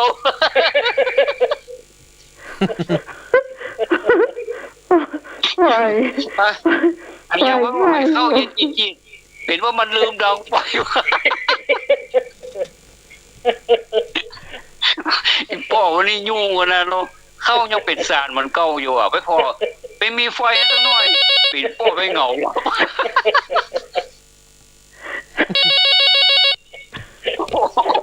เอาละเนอะครับหายแค่นี้ แต่ไม่ได้ตำรวจของเมืองนี้จ้ะแต่หมดว่าเนี่ยก็จะได้ได้ตั้งหัวเป็นหมดดีหวังก็ตามแม่แต่ต้องมันก็ อาจารย์สมัครบอกให้หัวเอ้ยวันนี้ได้มันไส้ไปทุกคน ใช่อ่ะ ยังต้องใส่ ใคร ไป มันไส้ไปทุกคนอ่ะมันไส้นี่ไม่ใช่อย่างกันวะที่กี้เขาเซลอ่ะอาจารย์สมัครยักษ์นิสินไปอ่ะอย่างอื่นเอาอย่างอื่นดื้อลูกคนว่าเอาศูนย์กันนะอีหนอแล้วแต่ดวงกันเลยสุมาอาจารย์เด้อมันใจมีอาจารย์สมัครไม่ใช่เป็นคนอย่างนั้นเนาะไปโกยมันลงบนไปหินนะปะเลือก ผ่านผ่านที่เป็นก่อนต้นตะพวงขึ้นดอยเงินดอยห้วยนี่หัว ยังแม่ เป็นเวลาเนี่ยเพียงขึ้นดอยแล้วก็เงินดอยห้วยอ่ะ ก็น่า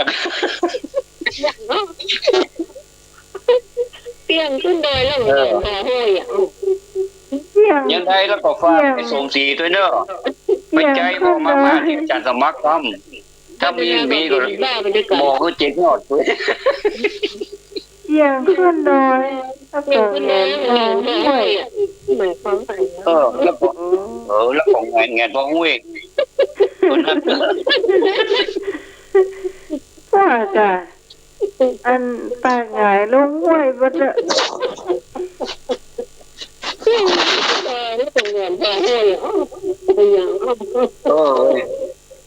ใครหัวจะปวดหยีบลูก เป็นอะไรนี่นะ เดี๋ยวก่อนก็อาจจะมองเอาตาตลอด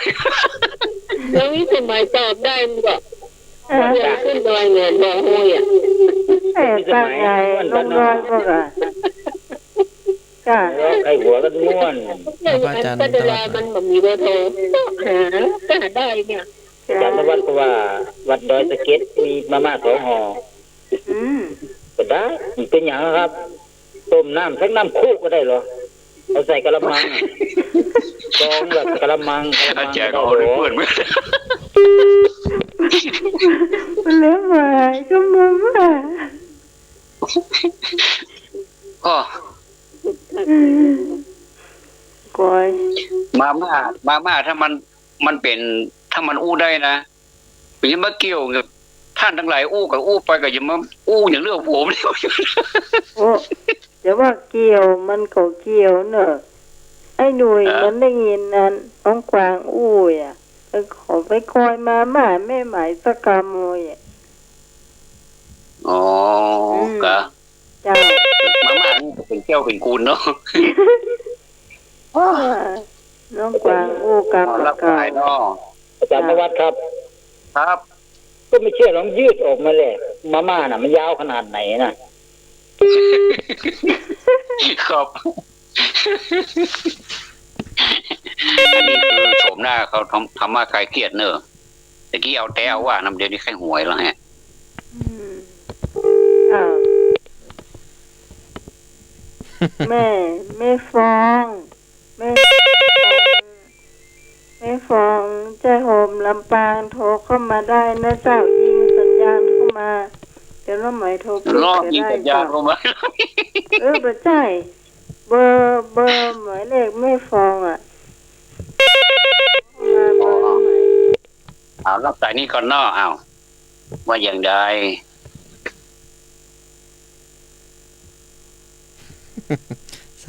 สายกดแล้วไม่ติด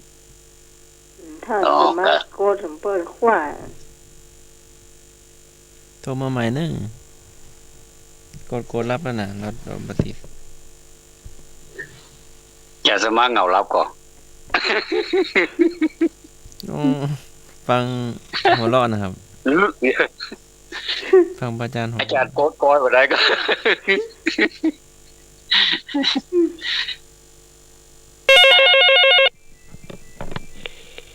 เจ้า ท่านทวัดเจ้าท่านทวัดขยายคำว่าเปียงหรอเปียง เปลี่ยน เจ้าเปียง พอสละเอียดนี่ก็ เปียงจะไปเปียง มีอย่างพ้อง จะมันจะคว่ เปลี่ยนแปลงกะ ำเปียงที่แบบจะได้จะไปเปียงแล้วมันจะคว่ำเนี่ย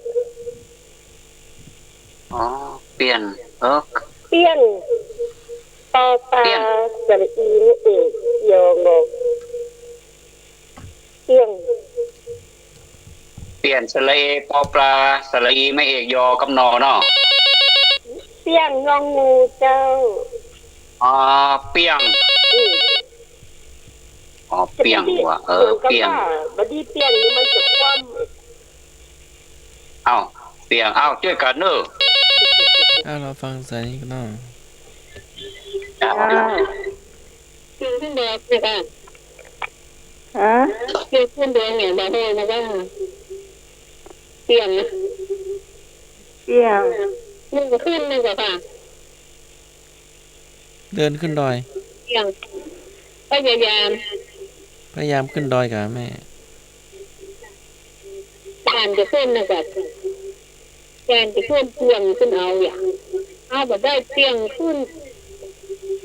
อืม เปียงขึ้น ก็เครือมีเครือเนี่ยเขาก็ไว้เนี่ยเนาะแน่นก็หา ยิ่งกว่าเดิมเปียงขึ้นเอาแน่ กะยิ้วตึงช่วงยื่งเอาไว้เนาะ ขึ้นยิ่งไปใส่ ยื่งไม่เธอก็ต้องยื่งมาใส่เลยเนาะ ขึ้นไปเต็มหน้าตา ถ้าเครื่องเยี่ยงไม่เจองอแข่งแย่เหรอ ขึ้นมาได้แต่เปียงขึ้นเอาปะปะ มันยื่งไม่เทิงยื่งก็ใส่เลย ใช่โอ้แม่นะตา อันนี้คือเปียงเนาะ ยานกับแม่นยานเปียงขึ้นอย่าง เปลี่ยนนี่ ได้แค่สองวันก็เอาแล้วนะ อ้าวส่วนรวม ใส่ ส่วนรวม ใส่ก่อน กำบางกำเอาก็บ่ใจหูเนาะบางกำมันเป็นเก่าลำไปเอาโคนรุ่นกลางเก่ากลางใหม่อะเก่าแต่ก็บ่ใจใหม่ได้ก็บ่เชิงเนี่ยเป็นโคนสมังเคิ่มมีเนาะ เจ้า คนคือเป็นกลางเปียงอาจารย์ เจ้า เหมือนกับว่าเหมือนกับมีของอยู่ในเปียกเนาะแล้วแมวมันกำลังสึกมีป่าอยู่ในเปียกแล้วแมวก็ไปเปียงเอาอย่างไปเปียงก็คือพยายามจะขึ้นจะ แมว เกาะ มันก็ เขา ว่าอีกา เจ้า มุกจุก คือเปียงก็คือเหมือนจะขึ้นไปเอาหรือว่าจะเอาประมาณนั้นน่ะ อันนี้จังไหนเจ้า เปียงก็คือเหมือน เหมือนกับจะก็เอาจะพยายามจะเอาแล้วก็จะคว่ำเทียบคว่ำอย่างเงี้ย อ๋อจะพยายามเอาได้อะเนาะ มันจะปีนขึ้นเหมือนกันคงคิดว่าเหมือนปีนเขาก็ใช่แต่แม่นะเนาะ อ๋อ แต่ข้าเจ้าว่าภาพข้าเจ้าเห็นก็คือแนวมันเปลี่ยนเปียดมันจะคว่ำ เปียด เจ้า เนาะ ประมาณนั้น ป่านะฮะ พยายามเจ้าเหมือนพยายามจะ เจ้า เปลี่ยนขึ้นให้เป็นเปียดคว่ำ เจ้า อ๋ออย่างแมวขึ้น พูดถึงว่ามันจินตนาการเนาะว่ามีของในเปียดแล้วแมวอ่ะตัวหนึ่ง เข้าใจก็ จะเปี้ยงขึ้นไปเอาเหมือนอย่างเงี้ยประมาณนั้นนะให้เป็นเปียดคว่ำเลยนะ มาฟัง เจ้า มาฟังทางลำปางเพิ่นอุ้มข้างเจ้า เจ้า เนาะแม่ลองอุ้มข้างเราเจ้า เจ้าบ้านที่สนหวานขึ้นอีก ว่าได้ก็ หวานขึ้น วันขึ้น เจ้าเปียงคือหวานขึ้น อ๋อวันขึ้น เจ้า อืมเจ้า พยายามเอาตัวได้กันเปียดคว่ำแต่เลย อืม อ๋อเพื่อนี่มันพยายามนะเนาะ พยายามอย่างไรก็ไม่ได้เปียดคว่ำเปียก อืม เปียงได้มันก็ไม่ได้ถ้าเป็นการว่าเป็นการที่หวนไง อ๋ออ่า ให้หัวเป็นน้ำหูน้ำตา จะทำว่าเนี่ยอะไรบ้าง ปวดนี่นี่หมดแล้วนะแม่เนี่ยต้องหายาหมองทาปวดนี่ปวดนี่พวกตามันให้หัวนักนี่มันเก่งอ่ะ มันเก่งอ่ะเนาะ นี่มียาหมอยครับ อันนี้ได้หันทั้งเนอ เจ้าเป็นยังเดี๋ยวน้องโทรกลับแม่ได้ถ้าแม่ ขอบคุณแม่ เออ แม่ จะเป็น แค่ยิงเนี่ยน้องก็โทรกลับได้ละเพราะว่ามันเป็นวันทุกพ่อเหมือนกันแม่ อ๋อ เช็คดูละเจ้า เตียงอาจารย์ครับเตียง แม่บอกหู เตียงก็คือเลาะขึ้นไป แม่หูไว้เลยว่า ถ้าขึ้นซื่อๆมันขึ้นไม่ได้ วันทุก มันชัน เจ้า ก็ต้องคอยเลาะข้างๆไปทีละนิดรู้สึกว่าเสียงก็จ๊อกแจ๊กกันนะแต่เดี๋ยวนี้นะเมื่อเช้านี่เงียบหน่อย แม่มีกรรมมาเก่าก็กรรมมาเก่าเลยก็ลำปางแล้วมี ได้ปัญหาอะไรแก ฮะ แล้วได้ปัญหาอะไรอีก เจ้าอันนั้ ฮั น ลโหล จ้ะ ต้องลงต่อห้างนี้เขาก็จัดไว้ ท่านตอบท่านตอบ ว่ายายก็ เปิ้นถาม อุ้มนุ่มต่อห้างนี้เขาก็จัดไว้ โอ้กำเริบกำเริบนะแม่เนาะ อุ้มนุ่ม เอาเจอ เจ้า กัน หา เจอกัน อุ้มนุ่มเจ้าหางหมีจะนีก็จักไว้ อ๋ออะไรเอาเล่า เราอ่อนล้น ร้อนโล่น ร้อนล้นโอ้ร้อนล้น มีสาย อาจารย์ว่าร้อนล้นเอาท่านใดที่จะความหมายนี่แหมเนาะตะกี้เหมือนได้ยินเสียงเข้ามาสายหนึ่ง ต่อไปได้เลย ตอบเลยอยู่ในสาย จะเอาน้องไม้ เจ้าไม่ได้ อูอ่ะ ที่เป็นใจละอ่อนโกยไปเวไก่มานะกะ ปัจจัยเราอ่อนล้นกับแม่ แม่นมาแม่นหัวเนื้อภายทามอ่ะ ไม่ฟองลำปางคุณ โอ้ลำปางกับเชียงใหม่ก็อันเดียวกันนั่นนะ เจ้า พี่น้องลำปาง แม่นะ จะหอมเนาะ มากั เจ้าน เจ้า เจ้า โอมเนาะอ๋อ เจ้า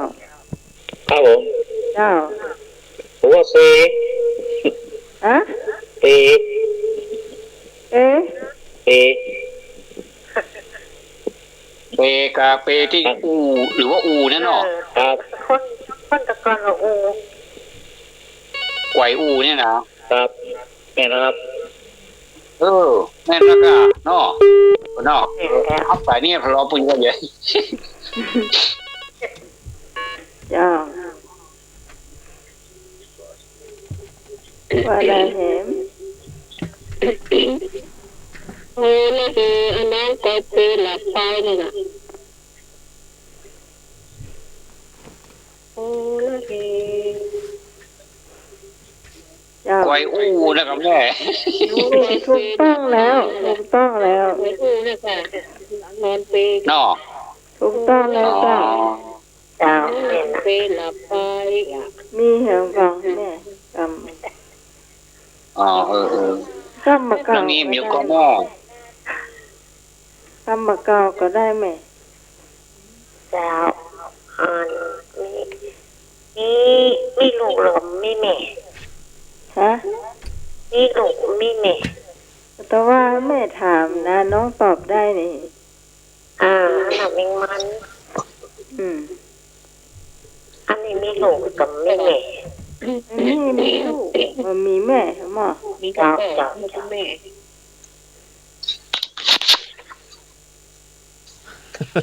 ไอ้หนุ่ยว่าเขาลากกันว่ะ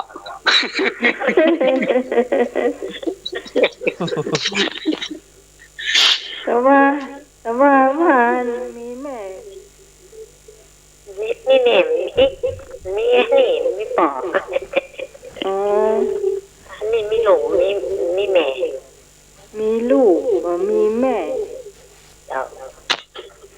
โอ้ส้ม ใช่ พึ่ง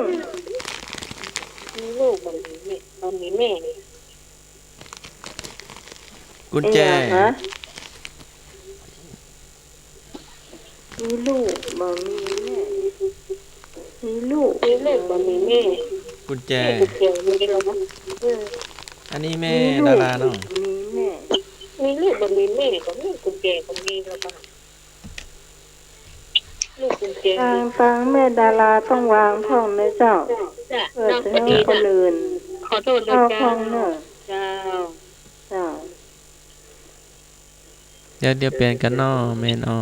ว่าต้องวางเป็นบางครั้งเนาะเป็น เปลี่ยนกันเนาะ เจ้า ผัดกันแบ่งกัน สงสัยจะเป็นลูกคางนะโยมเนาะ นะ ลูกคาง ลูกข่างเป็นว่าแม่ ใช่ บ่จ่ายตัวมีลูกบ่มีแม่เยเป็นของกินก็เจ้า เป็นคนนี่อ่ะ คนกะ เจ้า สุขภาพ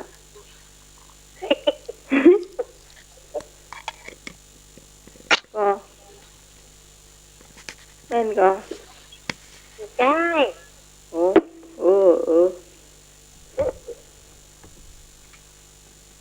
บ่จ่ายเป็นคนว่ะอาจารย์ท่านทวัฒน์ มีลูกมีแม่ก็ให้หาอากามันมีแม่อะทีเดียวก็มาแล้วก็มันได้ยินลูกมันให้อ่ะมันก็แยกกัน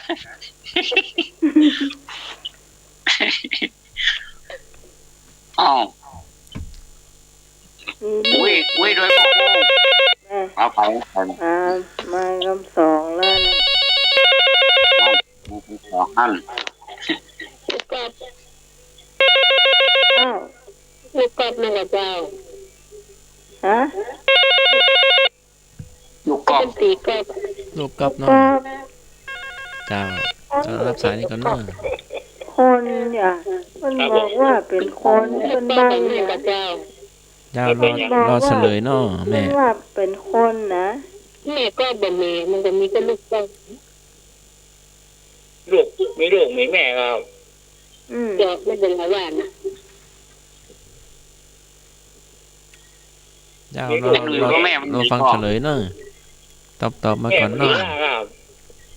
ถูกว่า แม่ แล้ว มี แต่เปิ้น นะ เนาะไหนแม่จะวางก่อน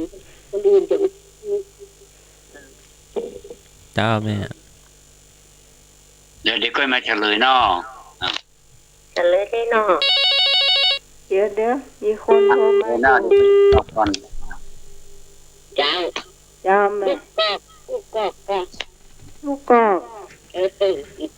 มีก็แม่ออก ใช่ ไม่ใช่เตื้อโอ้ยังไม่ยาก ฮัลโหล ตะกี้ไอ้หนุ่ยว่าอย่างอ่ะตอนแม่บุญตอบเนี่ยไอ้หนุ่ยมาตอบได้ ครับผมครับ ไอ้หนุ่ยว่าอย่าง ลูกชิ้น ลูกจี ลูกชิ้น เป็นคนนะหน่อย เป็นคน แ แม่มันหนีลากอ่ะ เป็นกระเพาะหน้าซิ่ว เมื่อน้อย เป็นกระเพาะหน้าผักซิ่วแกงกันเลยแกงใส่ปลาเลยปลาแห้ง แกงผักซิ่วใส่ปลาแห้งกันเลยเนาะแม่เนาะผาหน้าซิ่วอ่ะ ตอบอยู่ว่า อาจารย์สมัครบอกตอบสักหน้อยเลย เจ้า ลูกหนีแม่ลูกกุ้ย คุยว่า ลูกคุยกำปั้นนี่เนาะ นะกับบ้านนะ โอ้คำถามจากลำปางโอ้เจ้า ลูกคุย มาเจ้า ลูกบุญธรรมก็ ลูกบุญธรรม เอาลูกบุญเอา บุญธรรม แม่นก็แม่ ไม่ใช่ ไม่ใช่เตื้อโอ้มาอันนี้ไผจะตอบเจ้า ลูกจ้างเข้า ลูกจ้าง แม่กับเจ้า ไม่ใช่เตื้อ ลาบ้านเนอะ ยังหัวใจแม่ โอ้ยไม่ใช่เตื้อ ยังหัวใจเจ้า อืมแล้วมันอยู่ในบ้านเฮานี่กะ เจ้า อยู่ในบ้านเฮาน่ะ หน่อยอ่ะตอบก็ลูกดีเลย มันลูกเจ้าก่อนแม่ มันลูกเจ้าขอยว่ะท่านทว่าถามว่ามันลูกเจ้าขอ ก็ว่ามันลูกขวาย นั่งแต่ไม่มีมัน ฮะ มันมีมันเก๋ ในมุ้งมีมด มีโมมีมด ครับ ในวงน่ะกับวงติด ครับผ เอา ม ปัญหาแบบนี้มันแก่ เมื่อกี้เข้ามามันก็กุ้ยค่ะ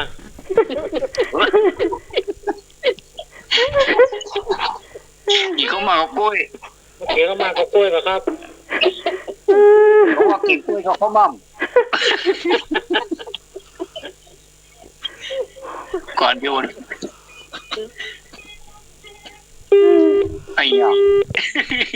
มันการนั่นแหละปัญหาจากลำปางนะ เน่าแล้วบ่ เอาลำมี เอายัง คน อั มาน เด้อย อมเนี่ยฮะ ลูกไม้ ฮะเจ้า ลูกแก้วก็ ลูกแก้ว แล้วลูกแก้ว ลูกตา ลูกแก้วลูก ลูก ตา แก้วลูกแก้วแม่แดงถูกก่อ ถูกเจ้า บ่ถูกจ้า ถูก ลูกแก้วใช่ไหมลูกแก้วลูกกุยลูกโก โอ้ คน สายต่อมาเนอะ แต่ต่อไปโอ้โหมีคนตอบไปสร้าง สายนี้จากไหน ลูกกระตาค่ะ ลูกกระตา ต้องไหม แม่หยัง สตรอเบอรี่ดีจ้าลูกกระตาถูกต้องไหม ลูกกระตาถูกก่อแม่ ถูกก่อนบ่ถูกจ้า ยังบ่ถูก อันใจจังเลย มันอยู่ในตัวเฮานี่กะ ไม่ยังดีต่อปัญหา ในวงที่เฮาตอบปัญหาอยู่อะ ลูกแก้ว อันทว่า ก็สายต่อ ใน มาว เนอะ งที่เฮาตอบปัญหานี่ว่ะ แก้ว ค ละ รับ มา ผมแม่ลืมแล้วค่ะ ฮะ แม่ลืมแล้วค่ะ ลูกแก้วเป็นใจ ในวงที่เฮาตอบปัญหาอยู่อะ มันมักน้ำพริกก่อนแม่ เนาะ จ๋ามันกินน้ำพริกกินทั้งพริกฝักโลกนี่มันมักกินเอาเนาะมันกินข้าวรามก่อนแม่ ได้มา เขาลำนี่ไปหาไอ้หนุ่ยเขาลำก็ ครับ ไอ้หนุ่ยจีเขาลำไอ้หนุ่ยจองแหละ มันไม่กินก๋วยเตี๋ยวไป ก๋วยเตี๋ยวมันโปมากเลยมันก็ ลูกกุยด้วยกัน วันนี้ก็หมดแล้วก็ลูกคุย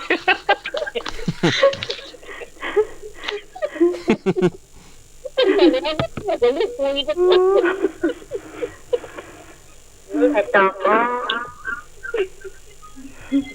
เอาถ้าจะดีแล้ว พี่น้องอ่ะลูกนะ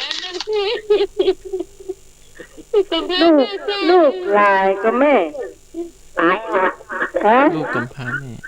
ลูกหลาย ลูกหลอดจ้ะ มันที่ให้ก็แม่ มันที่ให้ก็ว่าที่ใกล้หัว ลูกหลอดแต่ลูก บ้านอยู่ที่ไหนนะ ถึงบ้านเลขที่เนี่ยมาที่100ก็แม่บ้านที่100ตอนนั้นบ้าน ศูน เล ย์ ข อ่ะ ที่100บ้านทั้งไหน จำไม่ได้หมูนี่จำไม่ได้ ลูกหลอดนะลูกหลอดที่มันแทงไปนะ ลูกกอก ลูกแท้ง ลูกหลอด ลูกหลอด ลูกหลอด อ๋อ ที่มันแทง ลูกหลอดอ๋อ ลูกหลอดแม่นก็แม่ไม่จ่ายเจ้า เขาแก้หม้อ โอ้ ลูกหลอดที่พ่อเอาดื่มเป๊ปซี่นั่นกะผมกินหลอดนั่นกะหลอดยามันไม่อยากกินน้ำหมูนึกถึงเป๊ปซี่วะ นี่มันเล่นแกะเล่นกว่า ปัญหานี่ไปเศร้าสาย30 เอามาแล้ สายว เนอะ อาจจะตูกตั้งหมดได้อ่ะ ลูกยินก้า ลูกจีน ลูก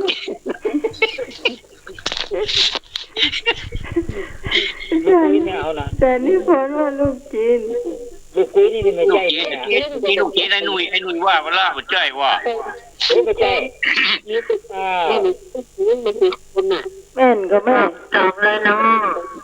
เอาเนอะฟังเฉลยเนอะ อ้าว เนา เจ้า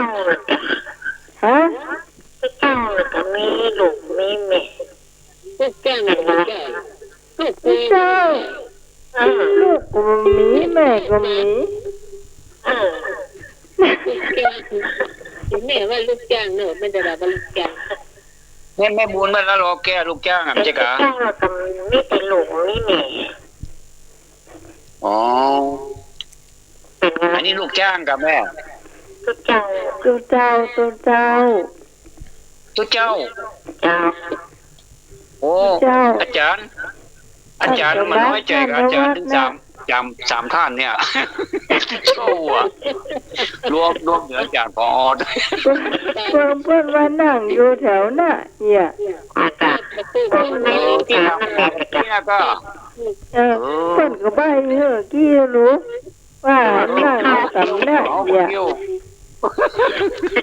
เอาเป็นเนสอยู่เด้อเอาเป็นเนสอยู่ ห่างไกลแต่เป็นชื่อจาวาด้วยฮะ แม่เพิ่นว่านั่งอยู่ต่ำนั่นนะเนี่ย ไอ้หยังก็ไม่ เจ้า ฟังไม่ชัดเลยครับ ตัวเจ้าก็คือพระ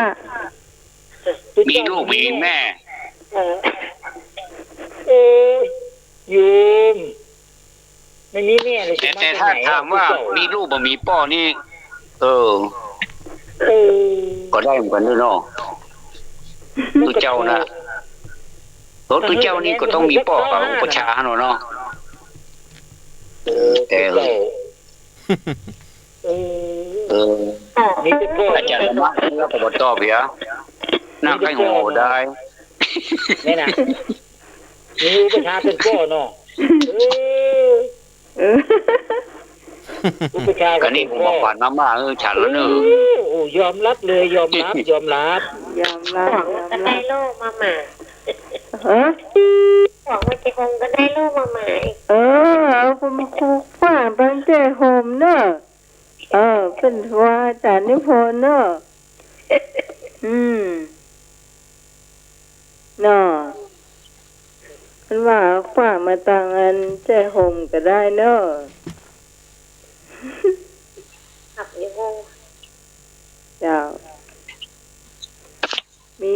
กอกามมะกอเจ้า หัวอู้ถึงแจ้โฮมนี่เคยไปพักวัดดงเย็นน่ะโอ้เพิ่นต้อนรับดีขนาดอะแจ้โฮมนะเพิ่นต้อนรับดีตอนนั้นไปซบน้าเนาะน้องของแม่แจ้โฮม วัดมากวัดหมอนก็ได้เนาะ วัดม่อน วัดหมอนเจริญธรรม อ๋อจ้ะ อืม อ๋ออยู่จังใดอ่ะ มาตั้งวันออกสิจ้ะ อ๋อกะอาตมาไปวัดดงเย็นอ่ะ เออ วัด อยู่ไกลวัดดงเย็นของแม่ ไม่ 90 กิโลนี่ โอ้ อ๋อกะเอาไก่เหมือนกันเนาะวัดดงเย็นเพิ่นก็ต้อนรับเจะดีเพิ่นเป็นพ่อครูเนาะนักกะโอ้ต้อนรับดีอ่ะนักเพศตั้งแก้วม เจ้า อาจารย์นวัดถ้าไปไม่ถูกมาหาผมก็ได้เดี๋ยวผมพาข้ามดอยไปกำเดียวเนาะ ครับ อยู่หลังดอยตะเกียบนี่ข้ามไปก็ข้ามฝั่งไป ออกแม่คำปองออกมอนล้านลงแก่ซ่อนไปถึงแก่หงพอดีเลย ครับผมเคยไปทางนั้นตั้งฝางเข้าที่บ่อน้ำมันนั่นน่ะไปพบแยกพะเยาแล้วก็เลี้ยวขวาอาจารย์นะแล้วก็ไปโพสแจ้โฮมเหมือนกันเคยไปทางในเมืองนี่จังลำปางเชียงใหม่ลำปางนี่ไกลไปแล้วก็ตอนขึ้นมาแหมมาป้อโทเป็น50 กิโลป่ะโอ้โห แต่ไปทางแต่ไปทาง มันบัดลัดเนาะ ทางดอยสะเก็ดนี่มันจะมีเข้าทำโป่งกลุ่มโป่งดินออกแม่คำปองแล้วก็ออก อ๋อ อุทยานแห่งชาติแก่ซ้อนแล้วก็เข้าแจ้ผมแหละ ครับ เดี๋ยว ครั ตา บ มบ้าน โอ้ถ้ามาทางนี้ลัดนอกจากนอก ใช่เดี๋ยวตามบ้านโยมไม่คิดถึงไม่ได้เลยว่า ผมเข้าไปในเมืองบ่ เนี่ย ไปไก่วัดอันไปไก่สุสานไตรลักษณ์ว่ะโอ้โห โอ้นั่นไกล ขึ้นติ๊กมาแหมอ่ะ ไก่ขนาด50 กิโลน่ะ เมื่อกี้ลูกคุยก็แล้วลูกอย่างแล้วเป็นอันว่าตุเจ้า เจ้าอ่ะโอ้ แล้วมาจุดเจ้า อันนี้นี่โดนมัดแม่ฟองสลบหมด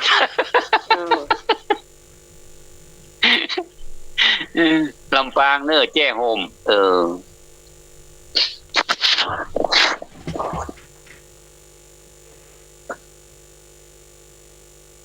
ดีเปิ้นเป็นเครือข่ายเดียวเพิ่นได้ อาจารย์ธวัฒน์ก็ลองถามไปแล้ว ลูกก็ยังไม่มีป้อนี่แต่ท่านอาจารย์ธวัฒน์ครับ ครับ รับประกาศต้องถามลูกก็ยังไม่มีป้อ ลูกมันมีปอดถามไปละกาหรือว่าล่ะ นะลูกไม่มีป้อเมื่อวานนะตัวจะให้โยมลำปางตอบสักน้อยนะ อ๋อเปิ้นวางสายไปแล้ว อ๋อใช่ ลูกผมมีป้อลูกมีป้อไอ้หน่วยว่าเขาลากกันว่าอาจารย์ มาใจกับแบบเมื่อกี้นี่เลยครับก็บอกว่าตัวเจ้าเขาก็ว่าไม่ชี้นี่ค่ะ อ๋อเนาะลูกมีป้อก็ไม่ทีนะเนาะแท้อ่ะลูกมีแม่คือเจ้าอ่ะลูกมีป้อไม่แท้ ต่ ไว้ อไปคำถามนี้ฟัง ลูกอันอย่างแม่ใจไปบ่ปิก ลูกกง ลูกขี้ค้าน ลูกกง ลูกโกง ท่านสมัครตอบลูก อ๋อเนี่ยมัดเด็ดขนาดอาจารย์มักเนาะเอากำเดียวเนาะเรียบร้อยเลย ลูกก็ยังยิ่งกว้างไปยิ่งแหงอย่างอ้อ หืม กว้างไปแหงเท่าใดมันยิ่งมาแหงเท่าอันอย่างอ้อ ลูกโป ลู ง กก็อย่างนี้ ลูกปิงปองลูกฟุตบอล โอ้จำหายเนอะคำเนี้ยตอบได้แล้วบอก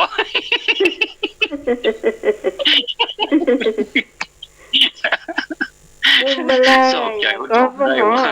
เดี๋ยวก่อนปัญหาบูมแมลงอ่ะ บูมแรงก็หอไอ้เบิร์ดเปิ้นหอเนาะเรายิ่งกว้างไปมองใดก็ยิ่งกลับมาทางอันนี้มันใครฟังเพลงแล้วก็เดี๋ยวกันอย่างก็เดี๋ยวกัน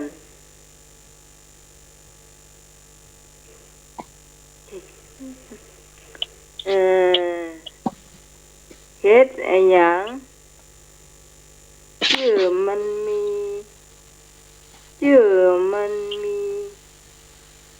สูงตัวมีต่ำกินได้เฮ็ดนางฟ้าอ๋อเหรอมันแท้ง่ายเลยจ้ะง่ายเนาะเจ้า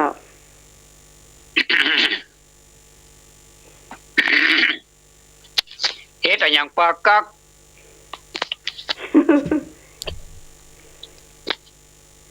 ปลาบัวทอบ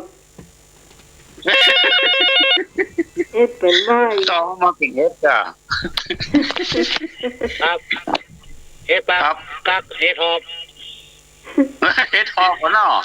บ่ถามเฮ็ดอ่ะมันสิถามปลากูบ่ถามเฮ็ดอย่างปลากักอย่าก็เฮ็ดทอบนะเฮ็ดปลาทอบเฮ็ดอย่างปลากักเฮ็ดทอบอยู่ได้เป็นเต็มเฮ็ดในห้องอยู่ในทะเบียนบ้านเอ้าเฮ็ดในทะเบียนบ้านเหรอครับเฮ็ดละโงกเฮ็ดหูหนูเฮ็ดในเฮ็ดในห้องอยู่ในทะเบียนบ้านเฮ็ดไข่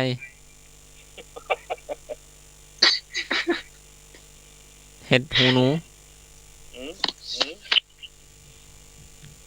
ก็เคยแห้งหรออยู่ในทะเบียนบ้านเหรอมันอยู่เล่มที่เท่าไหร่เฮ็ดอะไรไม่อยู่ในทะเบียนบ้านอยู่เล่มแรกหรือว่าอยู่เล่ม2ทะเบียนบ้านครับเฮ็ดโควิดถ้ามาอยู่ในทะเบียนบ้านมันถ้ามันอยู่ในทะเบียนเฮาบ้านเฮานะมันกดปิดกันเนาะมันอยู่นอกทะเบียนบ้านมันเลยบ่ปิดอยู่บ้านเลยนะแม่นก็โควิด-19น่ะใช่ครับใช่ใช่เอานึกว่าใจเนาะการดีใจไปกิโลบ่ล่ะอันเหลือขีดเดียวเด้โอ้โลดห่วงว่าอุ้ยน้ำเหลือเฮ็ดบ่เต็มกิโลน่ะท่านผู้ฟังถ้าใครผอมนะฟังรายการนี้เด้อผอมใครหัวจนผอมน้อยหนุ่ยเนาะถ้าไผอ้วนนะฟังรายการนี้ผอมเลยเนอะผอมอ่ะบ่ต้องไปลดน้ำหนักก็ดึงผอมพอน้องใหม่นั่นก็ก่อนอ้วนน่ะบ่เดียวนี้หูฮะเอามาเลยก่อนเฮาผอมก็อันนี้อ้วนแล้วกันเนี่ยก่อนเฮาผอมเอาห้าสายเนาะเจ้ามีสายมาผมครับผมแต่พี่แม่ฟังทุกคนถ่ายก็มันมีแต่ก็เซ็ตไม่พอตัวตำหนูแต่ไม่ได้คนแรกแต่ทุกเจ้าน่ะแม่ถือว่าแปลกแน่ๆเขา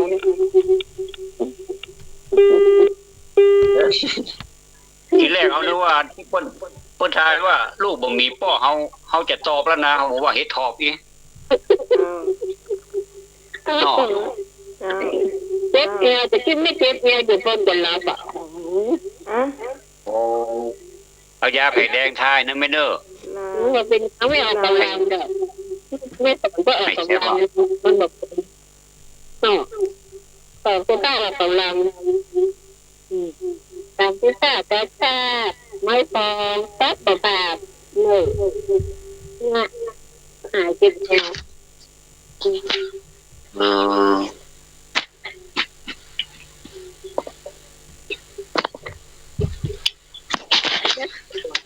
ท่านผอบ่ถามสักข้อเนาะ เจ้าก็ยิ้มเหมือนกันเจ้าก็ยิ้ม เอาไหม เจ้า เขาถามเฮ็ดซะก็เปิ้นว่าเฮ็ดกันน่ะ เฮ็ด เอาเฮ็ดมาแม่ ที่เพิ่นจังกัน ฮะ เพราะมันมาออมน้อมถ่อมตัวมันน่ะเฮ็ดหยังอ่ะ เฮ็ดบ่น้องทอมสูง อืม เห็ดกระด้าง เออแม่นก็แม่ แม่นละ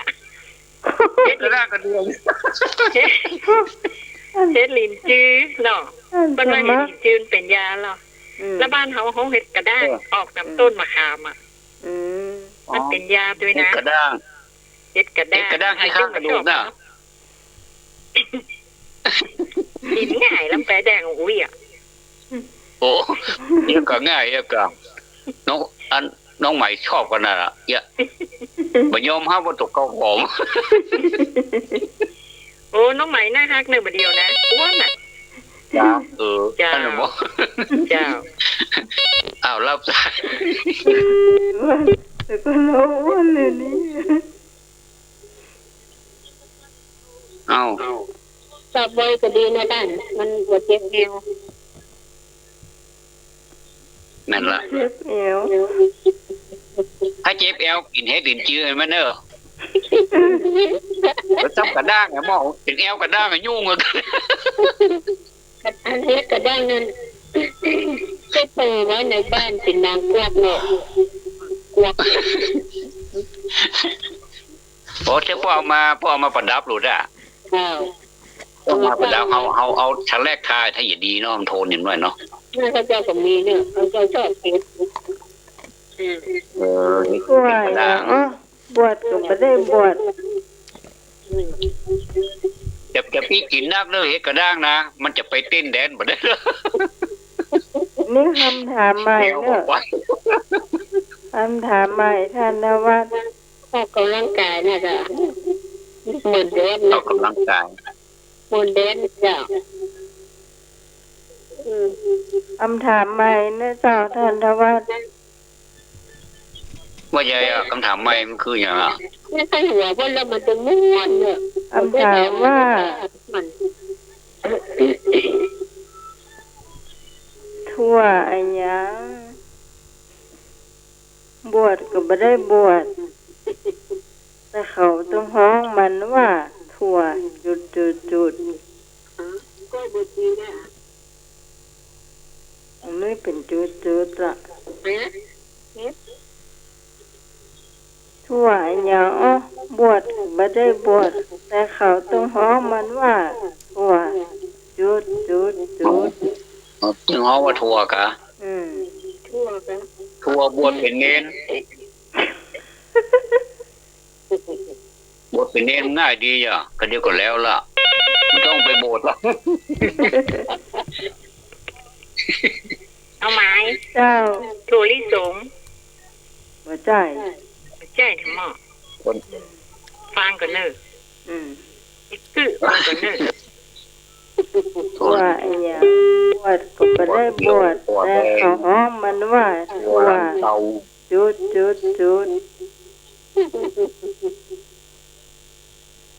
ทัวบวชชี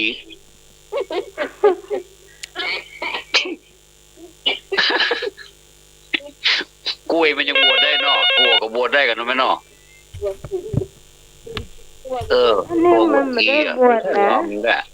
โอ้พระอาจารย์ธวัฒน์คิดได้ยังไงอ่ะ ครับ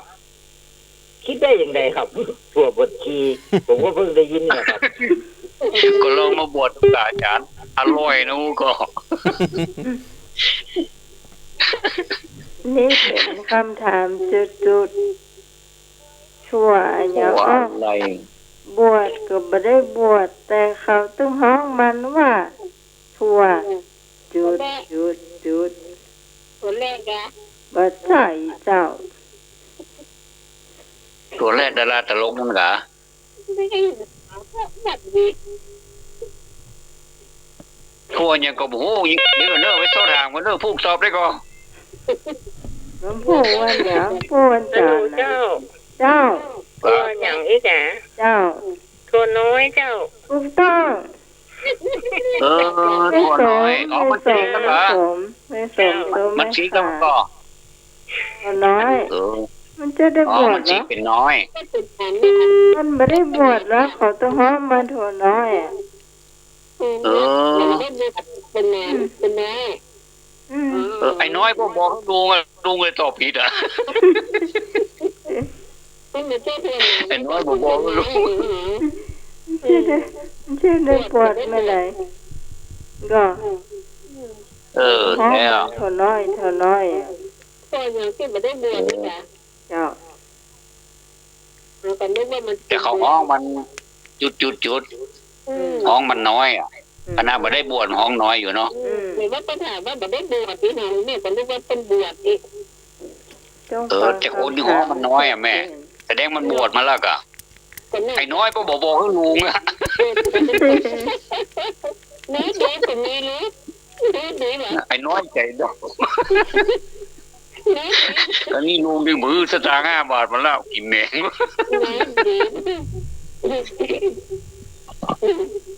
เป็นน้อยดีแบบ เอาดู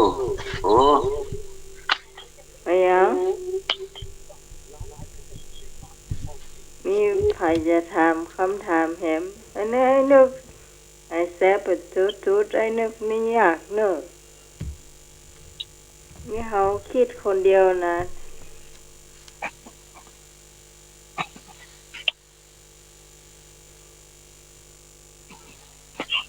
มาทำเลยท่านสมัครถามก่อนผมสักคำถามแล้ว บ่มีตีนขึ้นผาบ่มีตาขึ้นต้นไม้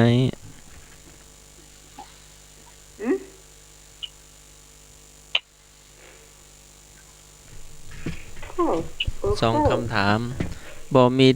มีตีนขึ้นผาบ่มีตาขึ้นต้นไม้ เป็นสัตว์ แล้วก็คำตอบที่2นี่เป็นพืช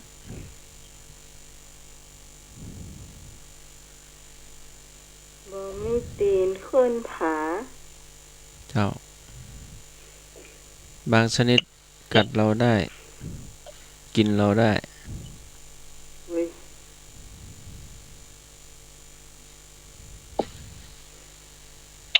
คล้ ขา าย แคบ ๆคล้ายๆปลาไหลน่ะคล้ายๆปลาไหล บางตัวให อ๋ ญ่ อนี่เป็นสัตว์นะครับนั่นแหละ งูเหลือม เจ้างู เฮ้ย คำตอบคืองู งู ต่อมาบ่มีตาขึ้นต้นไม้ พักก็ฟักทองฮะเนาะ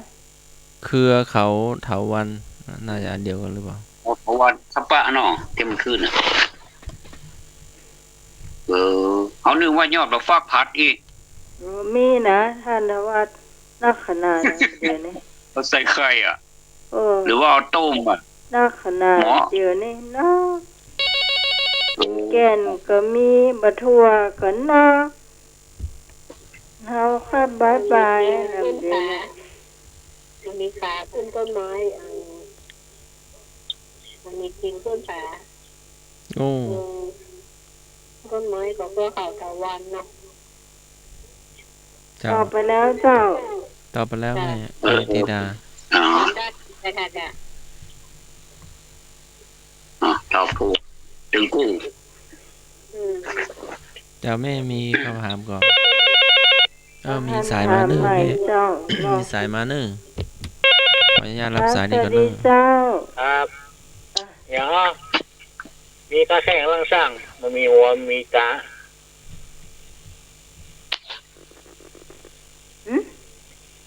อะไรนะ ตาแข้งบ่ได้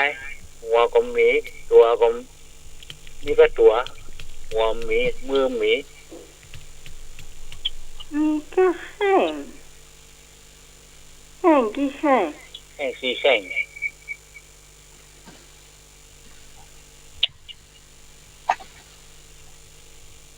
พึ่งด้วยลำแข้งตัวเอง แข้งสี่แข้งมี มีหัวมีมือ เป็นสัตว์หรือเป็นสิ่งของไอ้เป็นสัตว์หรือเป็นสิ่งของไอ้ สิ่งของครับ โทรศัพท์ ใช่ คน กล้อง คนหาหมู มะนาว คนหาหมู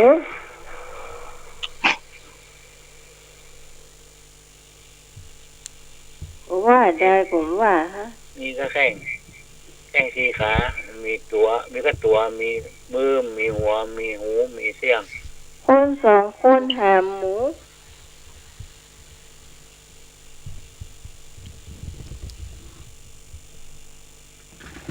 บถูกกะ เดี๋ยวก็ครับ คนหาหมูบถูกกะ ถูกครับนี่มีแข้งนะของใจนะครับ ผมใจ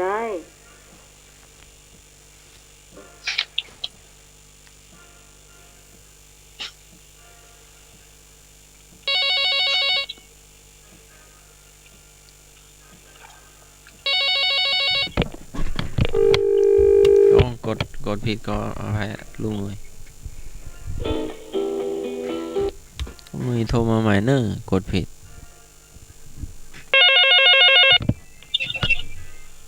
น้องหมู อ้า โต๊ะ ว ก่อ อะ โต๊ะกับเจ้า โต๊ะ โต๊ะเจ้ามีแค่ขาสี่ขาแข่งสี่แข่งขาโต๊ะสี่ขาแล้วก็ อีหมูนะเขาจะบอกมาตอบเนาะ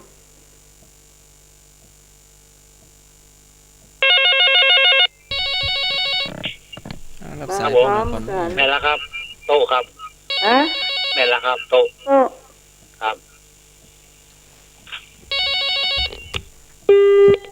โต๊ะถูกแล้ว เป็นเวลาว่าเวลาโต๊ะจะได้รับโค้ดแบบการมาได้แม่แต่โต๊ะเตียงเนี่ยกัน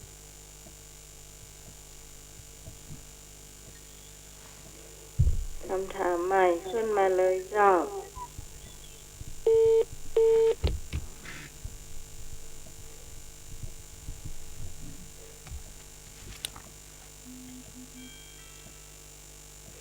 จะทำเห็นสักเดือน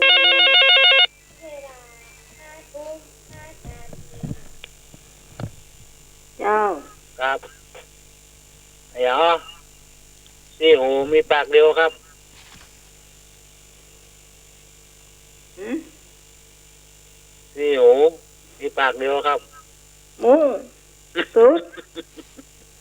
ครับ มาทำเลย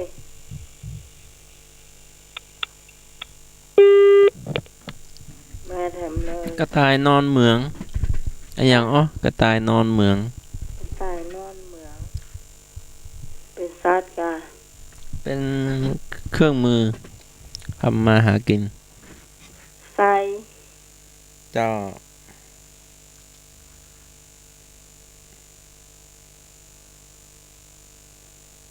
อันทว่าถามห้องกะ แล้วว่าบางสายไปแล้ว เออ จะจัดต่อไปไหม หืม จะต่ออาจารย์ไปไหมหรือว่าพัก อาจารย์พักก่อนนะขออนุญาตครับ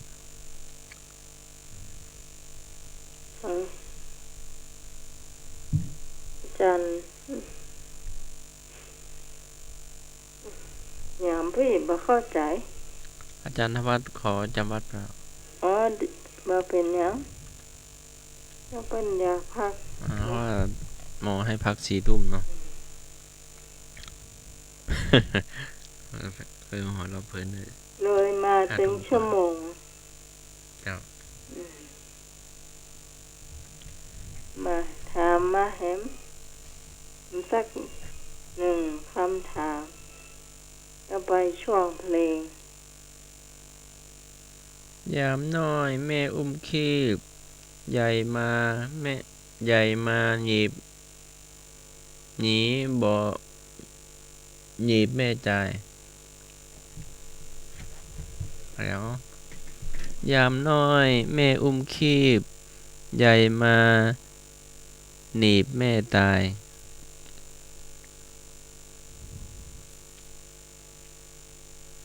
กล้วย หึ กล้วย ช่วย กล้วยต้นกล้วย ยางเป็นต้นไม้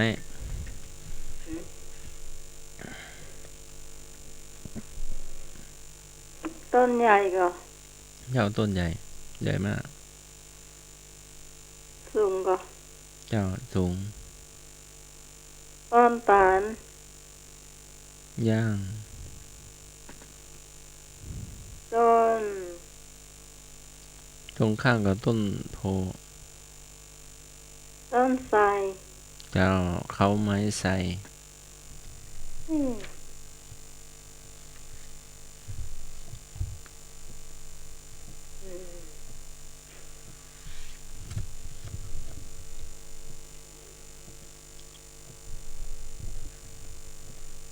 เวลาไหน5 ทุ่ม 8 นาทีสักคำถามบ่ ไม้ด้ามเดียวปักกลางหนอง คนใดไปก็ถอด มาก็ถอด ไม้ด้ามเดียวปักกลางหนอง คนใดไปก็ถอด มาก็ถอด เป็นต้นไม้อะ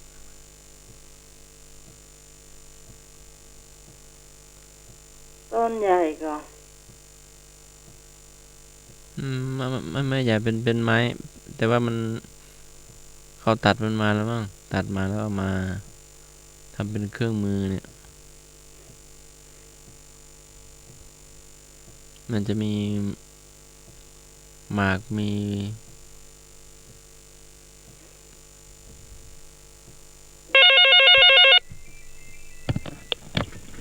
ยา ครับ ว ผม ยาว ไม้แปดปูน ถูกต้องไม้ฟักปูน อ๋อ ครับ ต้นปูนอ่ะ ครับ มันเป็นยังไงอ้ายต้นปูน ที่เปิ้นเอาเจ็ด ไม้ปู ปูน อะ เนาะ เคี้ยวหมากอะครับ ต้นใหญ่กว่าอ้าย มันเล็กๆอะครับที่อยู่ในก๊อก อัน หมากอะ น้อยๆ อื อยู่ ม ในก๊อกเหมือนไม้ดักขนมอะ จากขนม ครับ จากข เขา นม ทำมันแบนๆน่ะ ครับ ไม่เจีย นี่ ว ละ อืม อืม ตอน มัน นี้ ไม่ด้ามอ่ะ ครับมันน้อยๆนี่ พวกปูนใส่หมากใส่เคี้ยวหมากแล้ว นะ มีปูมีก้อมีเนี่ยครับ เสียน เรียนแล้วก็มีหมากเกี๊ยวครับทางนั้นทางภาคกลางนั่นแหละครับเนาะ อยุธยาครับเนี่ยครับกรุงศรีอยุธยาเนี่ยกินมากันหนุ่งโจงกระเบนนะอาจจะมาจากโจงกระเบนเหรอ นุ่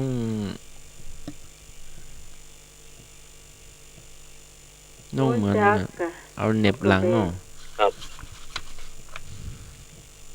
เขาโบราณเขานุ่งแบบนั้นไงอ้าย ครับหนุ่งโจงกระเบนนะครับรุ่นนั้นคุณทวดเขานะแม่เลย เดี๋ยวไปนุ่งยัน กับนุ่ง ไม่ได้ นุ่งคล้ายๆสิ้นเขาเรียกว่าอะไรนะแต่คล้ายสิ้นเหมือนกับพม่าเขาเรียกว่าอย่างจะลงอะไรอย่าง สโลงครับ ถ้าลงนี่ทีหลังโจงกระเบนเนาะ โจงกระเบนก่อน โจงกระเบนแล้วก็มาสลงแล้วก็มากางเกงยีน ยินก็สะดอกันนะครับ พระอาจารย์ทวัฒน์หัวเราะน่าจะหลับไปแล้วเนาะ ให้หัวต้องแข็งแล้วก็ ให้หัวเราะเขาจะ อืม เนี่ยเห็นว่าเจ็บอะไรสักอย่างน่ะเจ็บแก้มหรือว่ามันเก่งๆอะไรสักอย่างน่ะแล้วก็ พอจำวัด หัวแต้หัวว่า ให้ เนาะ ให้หัวล้ อืม ำ จนเจ็บไปหายากระหม่อมก่อนเนาะที่ขอจำวัด วัน เนาะ แล้ว ขออนุญาต มันมีอยู่เตือหนึ่งปีไข้หัว เนี่ยไข้หัวจัดรายการแล้วก็รับไปยังฝันหันว่าไข้หัวตื่นมาเมื่อเจ้ายังไข้หัวอยู่ว่าเขานึกถึงตอนเขาฝันโอ้เจ๊เป็นเกิงเดือนบ่เนอะเจ๊โปกน่ะ